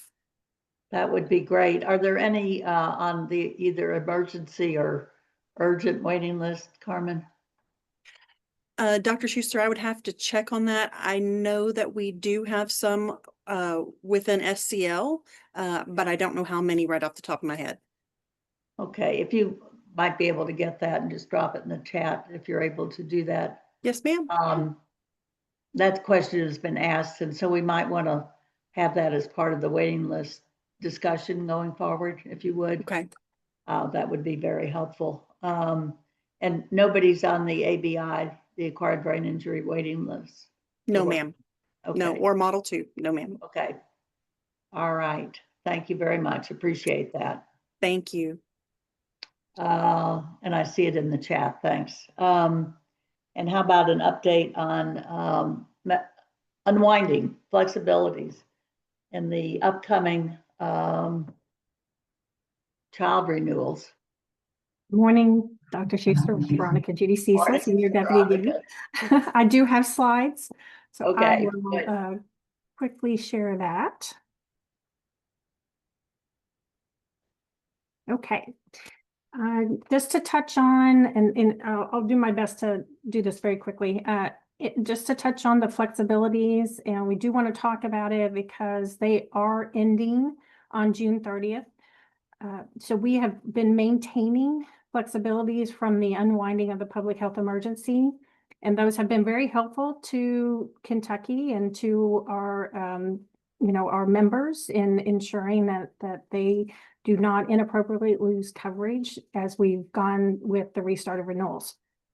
So some of those flexibilities we really want to focus on because we think they're the most impactful as they start to end on June 30th. One is, and we'll talk about this a little bit more, but is the automatic renewal of children. We have been able to automatically renew children when their renewal month came up for 12 months, and that flexibility is going away. We also have been extending members if they received a renewal form and they didn't respond by their original renewal date. We could extend them up to 1 month for all members, or up to 3 months if they were long-term care or 1915C members. We will, after June 30th, we will no longer be able to extend folks if they don't respond by that date. So that's something we're very concerned about, is because we did see a lot of folks use that additional time to get those renewals in. So we're just going to have to stay on top of folks, making sure that they know they're going through a renewal. They know they have to send information back to us to make a determination. So that's going to be very critical. And then the last two others, one is during the unwinding, we had a flexibility that allowed an authorized representative to sign an application or renewal form via the telephone. That you can still do that post June 30th, after June 30th, but we will have to have a signed designation on file for that member's case for that authorized representative to be able to do that. It's a MAP 14 is what the form is called. We'll post it. We've been trying to get the word out on this as well. I will like to say if a connector does not need this form, this is really only authorized representatives that are trying to act on behalf of the member to access services or to file an application or to go through their renewal.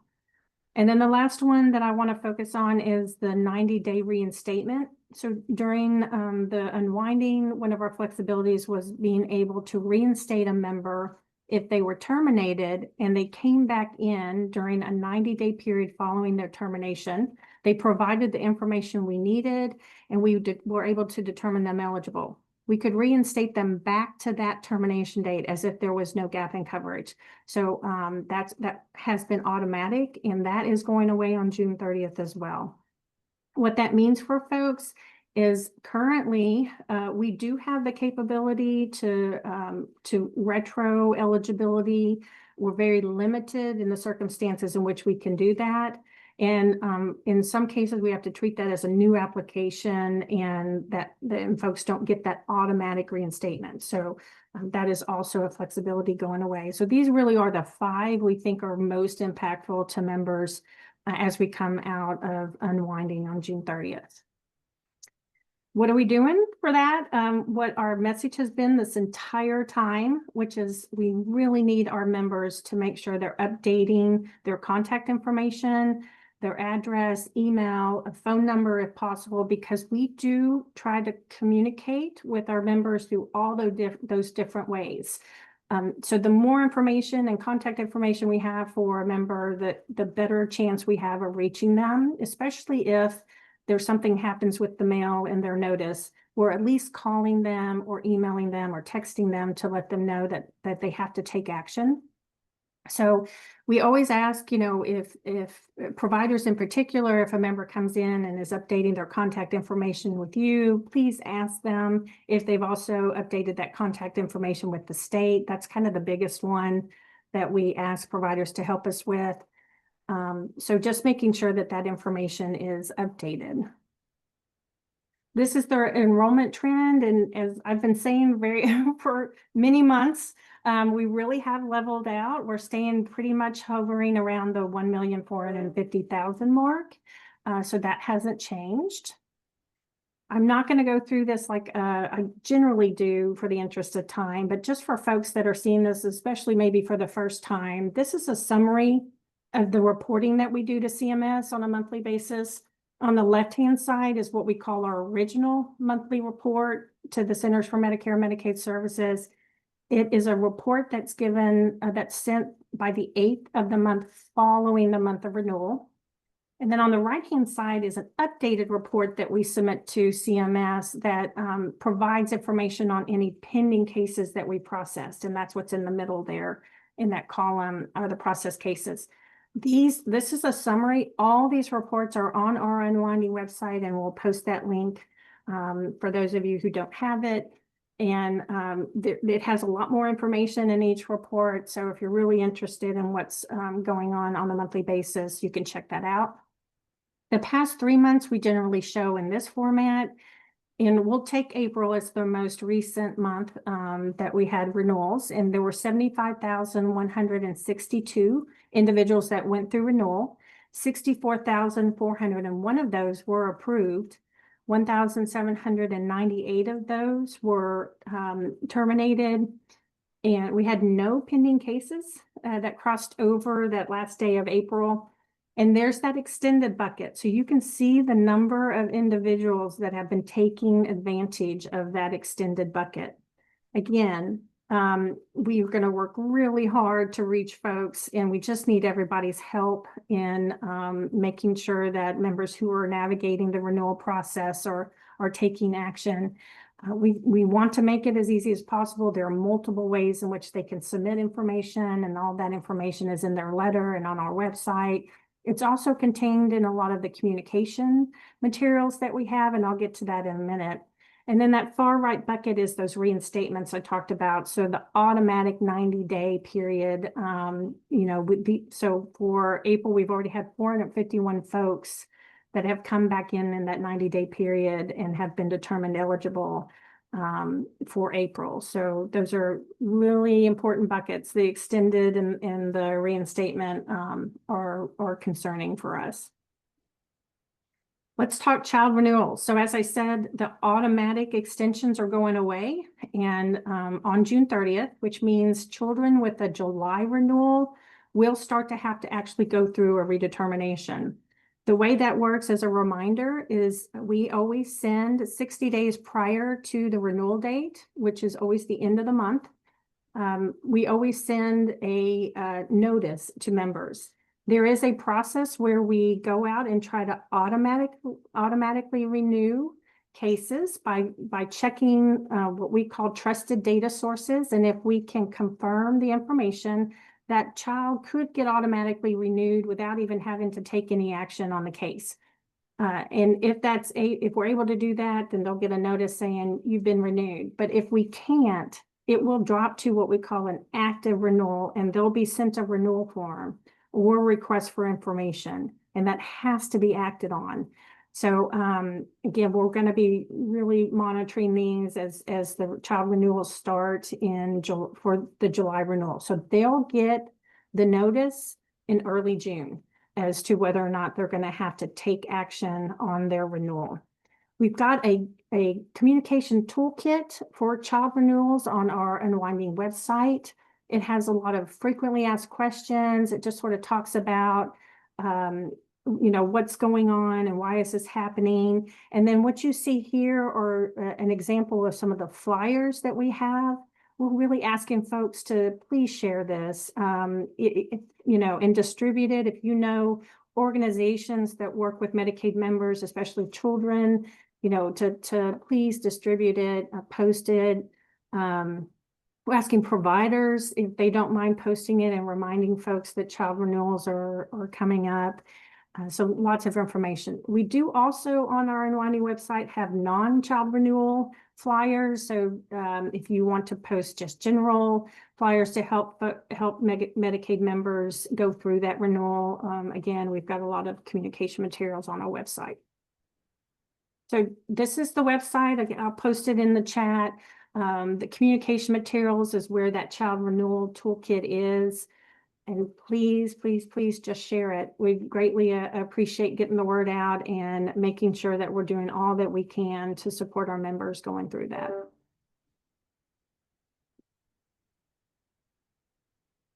All right, as always, Veronica, great information. Are there any questions for Veronica? And let's try to get the word out. Again, we don't want to lose coverage for any of the kids in Kentucky. Hey, Veronica, the connectors can help recipients with that, right? Yes. Oh, Barry, thank you for bringing that up.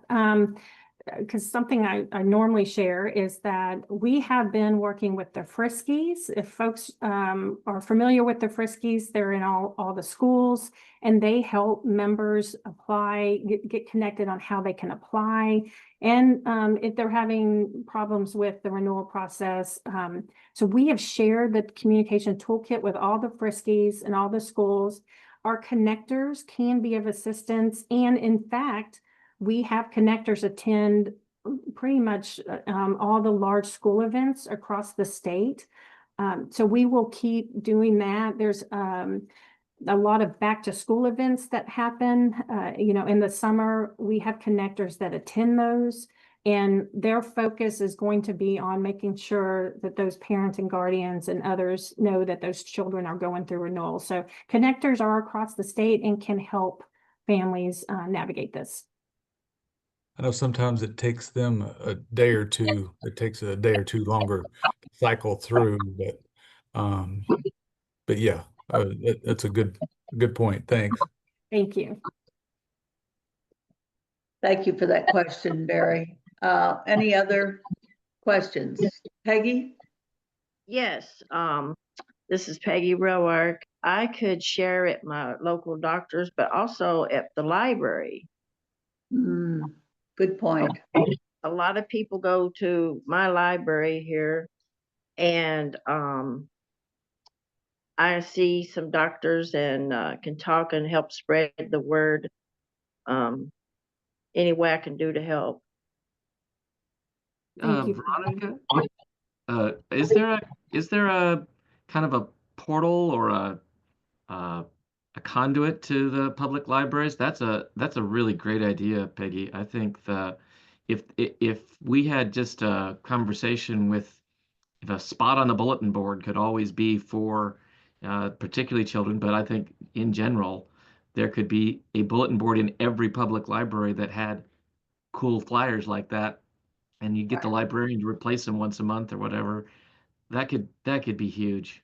It is a great idea, and I'm happy to take that back, and we'll find a way to contact the librarians and get it out that way. There's a lot of connectors that go to libraries. That's where they, that's sort of their community location, and they do outreach there. But that's a great idea. Thank you for that. Yeah, and I think that there is some centralized thing for all the public libraries. I'm also thinking that during the summer, they do a lot of activities for kids, reading groups and story time and so forth, because kids are out of school. So great idea, Peggy. Thank you for that. You're welcome. Any other? I think the getting the word out about the kids, but then reminding people that ending those flexibilities is really going to be huge. That 90 days has really saved a lot of people, and they could come back, as Veronica pointed out, and reapply, but that's a very different process than, you know, getting reinstated during that 90-day grace period or extension period. So there's a question in the chat that I would like to ask, and I'm not sure who can answer it, and it's, will those who meet criteria for the developing children's waiver, who may be on the waiting list right now for HCB, Michelle P. or SCL, be moved to the children's waiver once it's being implemented, or will they need to apply? And just a reminder that the children's waiver, it doesn't exist yet. This is a waiver for kids who are on the autism spectrum, kids who are in the severe emotional disturbance category, or those with chronic health and behavioral health problems. What do you have any idea, Veronica, or anybody else, what that process will be? I'm looking at you, Veronica, because you're in my bullseye. I'm on, Veronica, if you want me to speak. Oh, that would be great. So Dr. Schuster, we're still working on this, and we hear you, and we will have, you know, stakeholder forums and workshops and group meetings to talk about what we would like to see. I just wanted you to be aware that we're just kind of in the middle of a multi-phased, multi-year, wonderful initiative to help transform children's services. So I can't answer those questions for you right now today. There's processes and everything that you just mentioned, of course. So just bear with us, and we are working on, like I said, a multi-phased approach. The C waiver that was listed in and approved in last budget, that we're currently addressing some things right now, and it will just be a piece, right, of our multifaceted family first approach. That makes sense. Yeah, that does make sense. Thank you.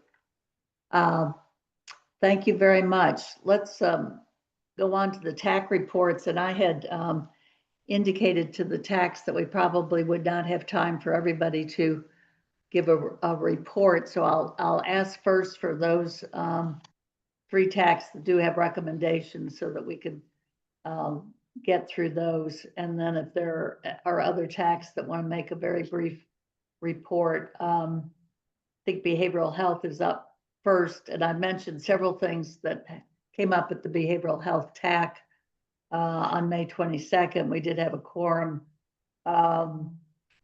A lot of the discussion was about the resumption of prior authorizations, and we brought up a lot of those issues. We also had a lot of discussion, as always, about audits. And as I mentioned, Jennifer Dudinsky was on and reminded us of some of the processes. We also had an interesting discussion about waiting lists for person-directed services, and the request that really not be seen as a waiting list, but as a kind of interest list, because they don't really move people off of it. So there are people that are enrolled, interested in traditional Medicaid, no longer interested, and so forth. We did have a recommendation to the MAC, moved by Steve Shannon and seconded by Valerie Mudd. The BHTAC recommends that Kentucky Medicaid Services issue guidance to the MCOs and providers on the prior authorization process and forms to assure consistency across all MCOs. I think that's been the consistent request from providers, as we've heard that across the various TACs. So that's the recommendation from the BHTAC. Wayne Harvey, I think, is on from the IDD, Intellectual and Developmental Disabilities TAC, and they have a recommendation. Good afternoon, Dr. Schuster. The IDD TAC met on April the 1st, and they came out with a formal recommendation related around a long-standing topic for the IDD TAC, and that's around involuntary terminations. And the recommendation is as follows. The IDD TAC recommends and requests that CHFS modify the involuntary termination requirement within the SCL and Michelle P. waiver regulations to establish a time frame within which the certified provider is obligated to continue supporting an individual that they have indicated they can no longer safely support. This TAC recommends a similar time frame as the state of Virginia allows, which is 60 days, with their involuntary termination process, as discussed in earlier TAC meetings. This recommendation is made in the interest of preserving the health, safety, and welfare of the individuals receiving waiver services funded through Medicaid. Thank you very much for that, Wayne, and we will take a vote on approving these recommendations here very shortly. Thank you. And then the physician TAC, I believe, has a recommendation. Yes, thank you, Dr. Schuster. This is Dr. Ashima Gupta from the Physicians TAC. We met on May 16th, last Friday, and our recommendation, the Physicians TAC recommends to the MAC that DMS amends 907 KAR 3:005 to remove the daily per patient limitation on billing for E&M services. And we would also just like to thank DMS for having recognized this issue and for already taking steps to amend the regulation.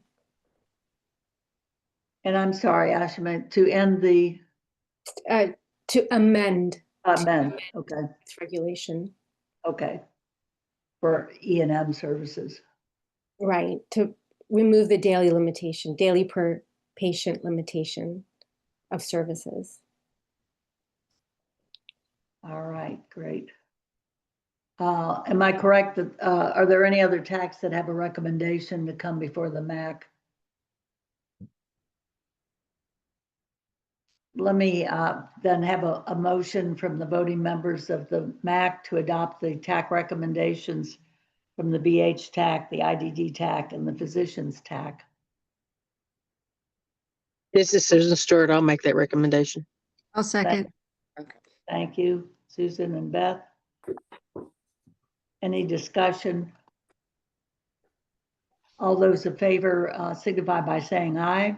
Aye. Aye. And opposed, like sign. And abstentions. So Donna, I think you have in writing those recommendations, and those are the ones that we will be sending on to DMS. We do have a couple of minutes, as it turns out. Are there any of the TACs that would like to briefly give a report of their most recent meeting?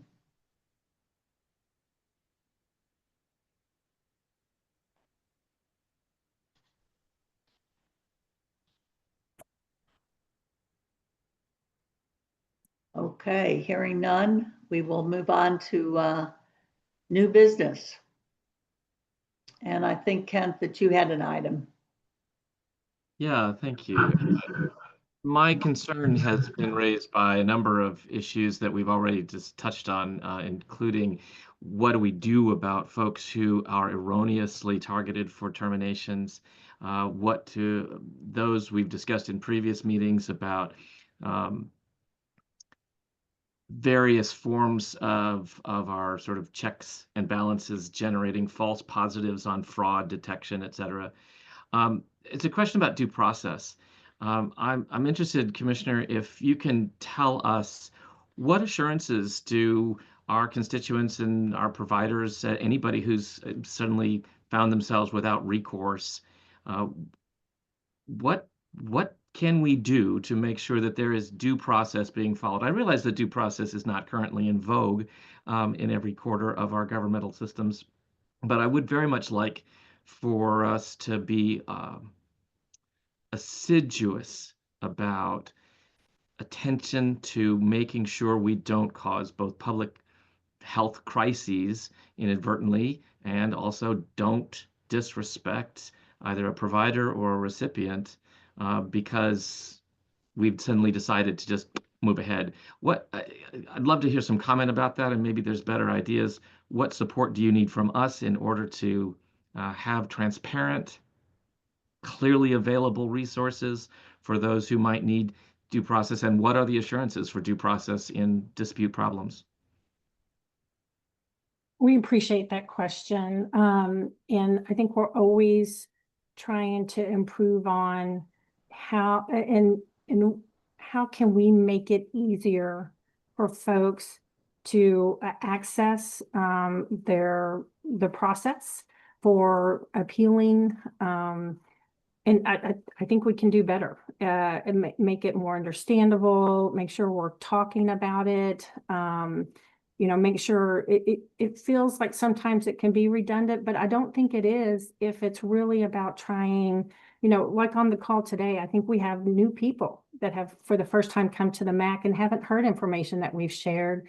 So I think it's always, it's incumbent upon us particularly, and you all as well, you know, the folks that are on the MAC, but providers, I think it's just the community that I'd call Medicaid, to make sure that we are always talking about how to access your rights in plain language, for easy for folks to understand. What do I do? And, you know, I think we've been trying to do better, especially with some of the new things that we've been launching and talking about. But I appreciate your attention to that. And I think something we can work on is how do we better communicate and ensure that everyone knows what to do if they've received a denial, because it is critically important. And, you know, we're trying to be candid and transparent about what happened with the child recertification denials and the HCB waiver.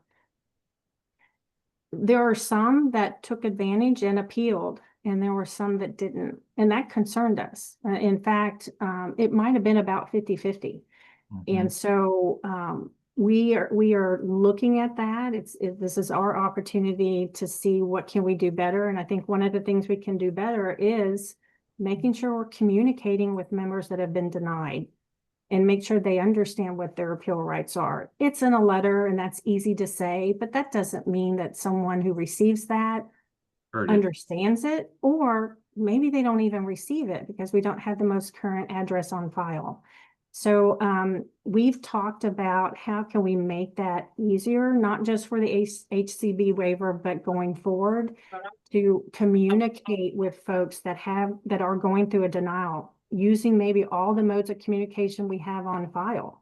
If we have an email address and a phone number, and you know, not just relying on the mail as a way to communicate that. So we're looking at that. I think it's a very timely question and something that we should really focus on. I appreciate your response, and I think communication is critical. And as you said, we all deal with information overload. I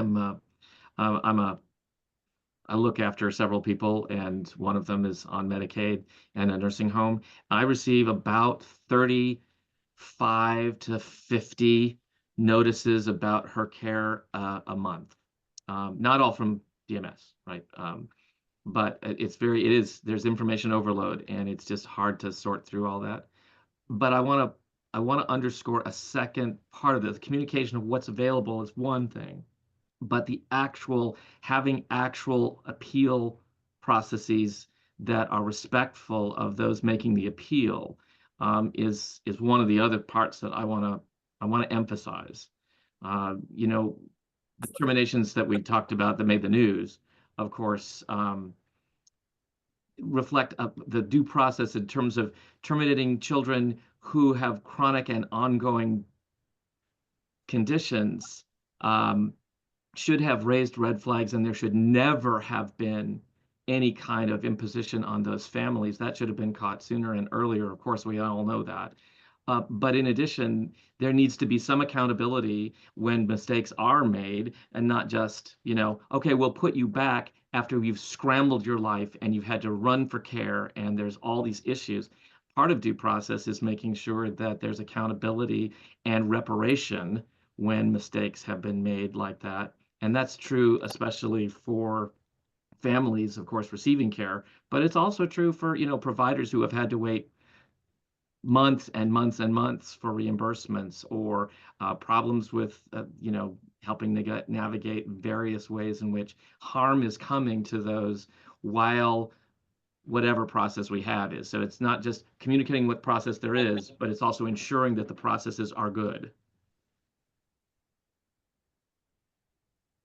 I can't disagree with that. And all I can say is that we don't have all the answers. If you all have recommendations on how we can make that process more respectful, I think we have tried to own the problem with what happened. It's something that happened quickly. It started out small and then ballooned. And that's when it became, came to our attention. And I think we've been very open. Hopefully you all have felt that we've been very open to bringing concerns to us. I honestly, if it weren't for the fact that people were reaching out to us to make us aware, that prompted us to be able to really investigate it. And the problem is that because that appeal process takes so long, and the reporting that we get, which by the way, we're revamping, the reporting that we get is usually on a monthly basis. So you're not going to see the trend come if it's not being pointed out by our vendors early on. And that is something we've taken back to the vendor, is you have to let us know when you're seeing these problems, because they're ground zero in terms of they know immediately when they're seeing a trend, happen like that. So we are making changes in our processes internally and not just with the HCB waiver, kind of across all of our different programs and processes so that we can better identify things early on. But I'll be honest, we need you all. We need you all to tell us when you're seeing things. And I hope you know that we accept that and appreciate it. And I think, as long as we continue to do that, I think we can always do better. So, and work out the issue. Yeah. I think some of the things we've heard about, and I'll let others speak, is, particularly when we're talking about terminations, and particularly with children, although I think it should apply to all, which is that there needs to be we're terminating you, but that won't happen for 30 days, not we're terminating you and in 30 days we'll review your case and maybe reinstate you, right? These kinds of things are the kinds of fair due process that we would have in various other legal systems. And that's the kind of thing I'd like to see more of as we move ahead and as we sort of revamp and keep fine tuning. And I do want to say, I do deeply appreciate the efforts at communication and transparency, which I think are very, very good. And I think you're right. We can all help get those out there better. But it also matters that it's not just, here, we're going to tell you about a terrible system. It's that we're actually going to tell you about a system that's not as terrible. That's what I think our goal is. Yeah, I think it's also important to understand that we have federal requirements that we have to meet. And that includes the notices, the language that is required in the notices, which we have a notice work group that for years works to try to improve those notices. In fact, for the waivers specifically, there was a work group trying to make those a little more understandable and allow us to check the box on, yes, this is what CMS requires us to have in the notice, and make it understandable.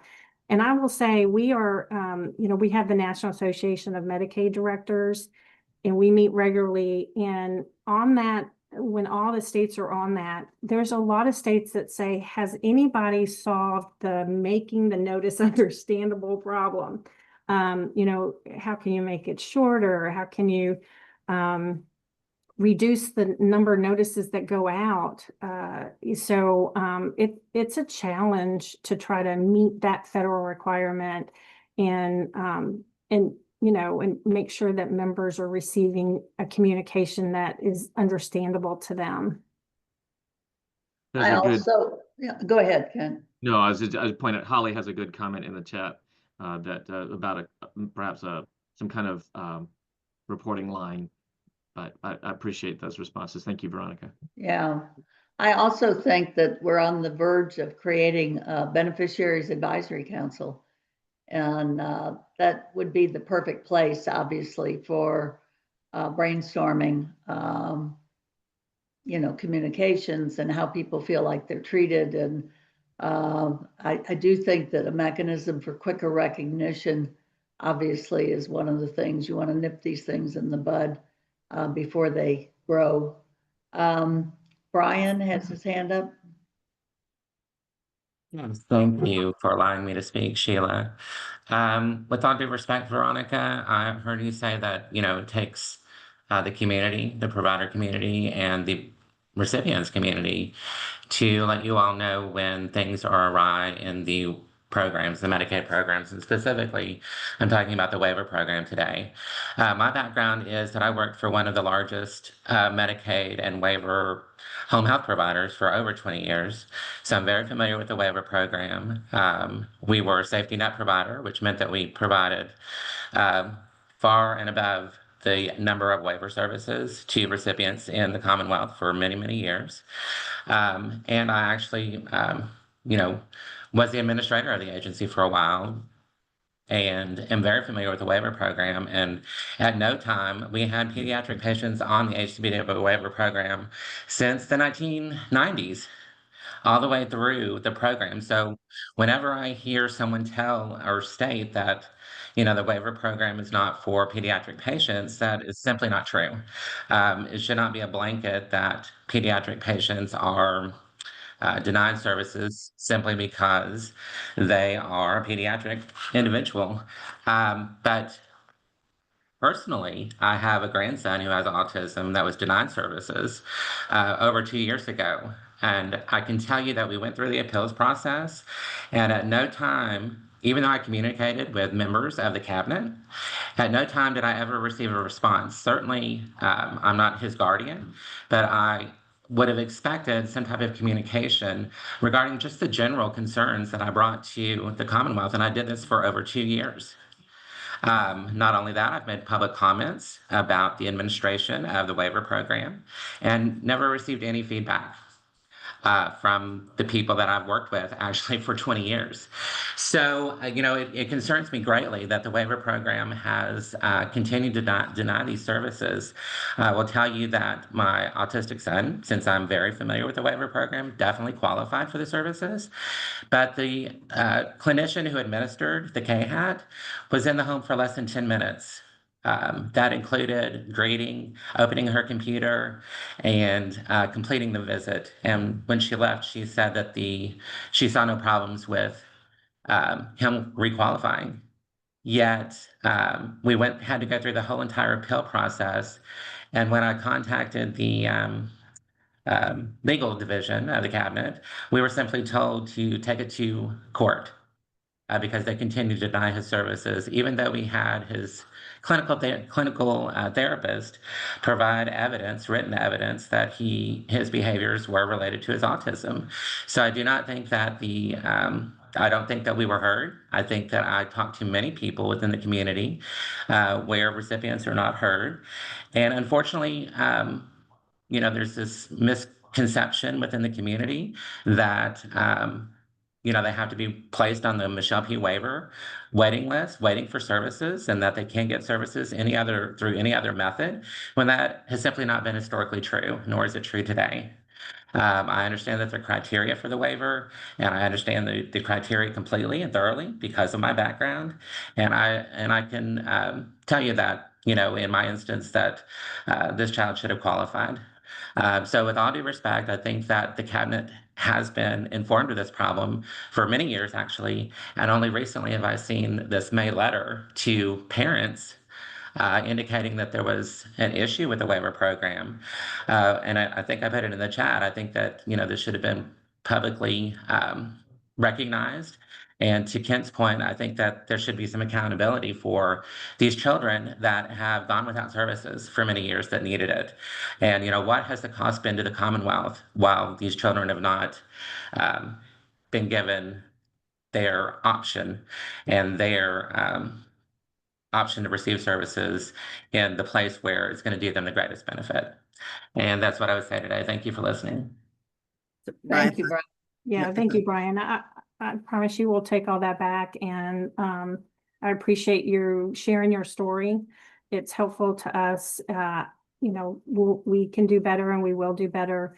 I will say we are still, I want folks to understand, we're still working through responding to the issue. We developed solutions. One was sending the letter, re-reviewing every single denial, both for children and adults.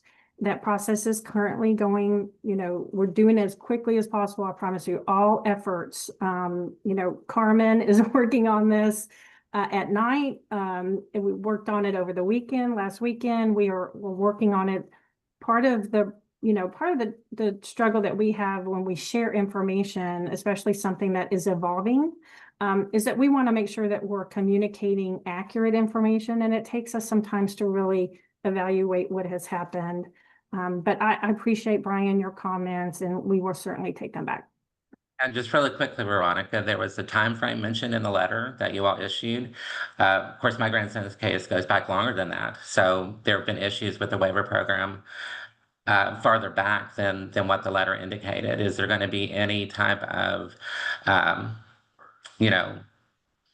reparations or look back for children who were denied prior to the time frame within the letter?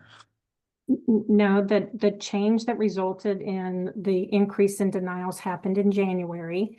We are happy. We have had folks reach out and ask us, similar to you, Brian, that had an older case, and we were happy to take a look at it. But especially for folks that have gone through the appeal process, that is, kind of the route that needs to happen for if someone disagrees with the fact that we have not overturned the denial.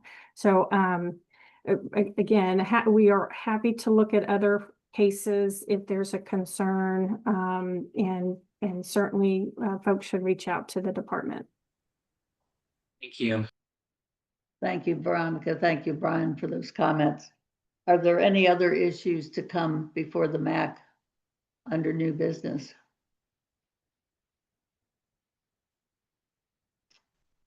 All right, and we actually are ending early, which is a surprise since we took time out for the public forum, but glad that we could do that.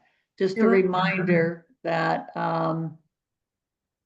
there are ways for you to continue to comment on the 11:15 demonstration on community engagement, aka work requirement.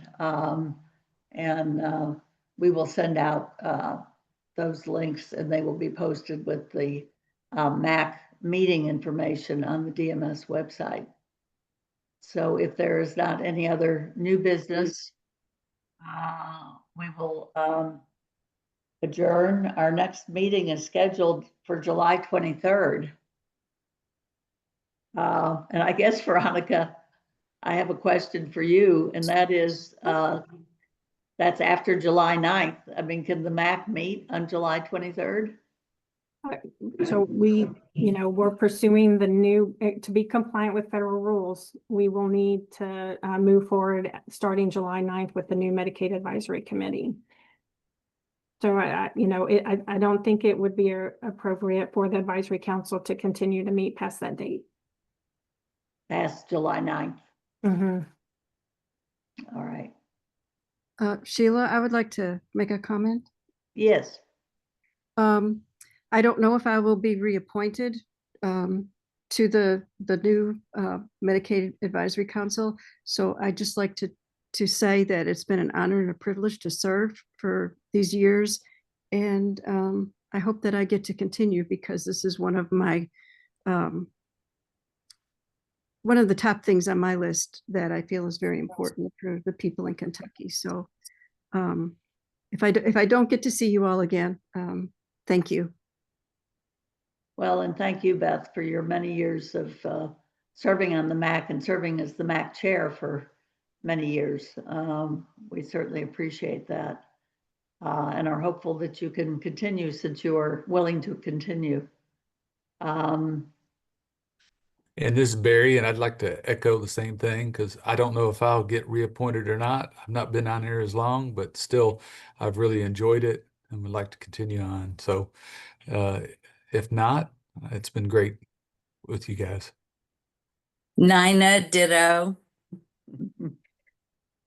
Sheila, this is Ashima Gupta, ditto as well. I will continue on the physician TAC, but most likely not on the MAC, and it's been an honor.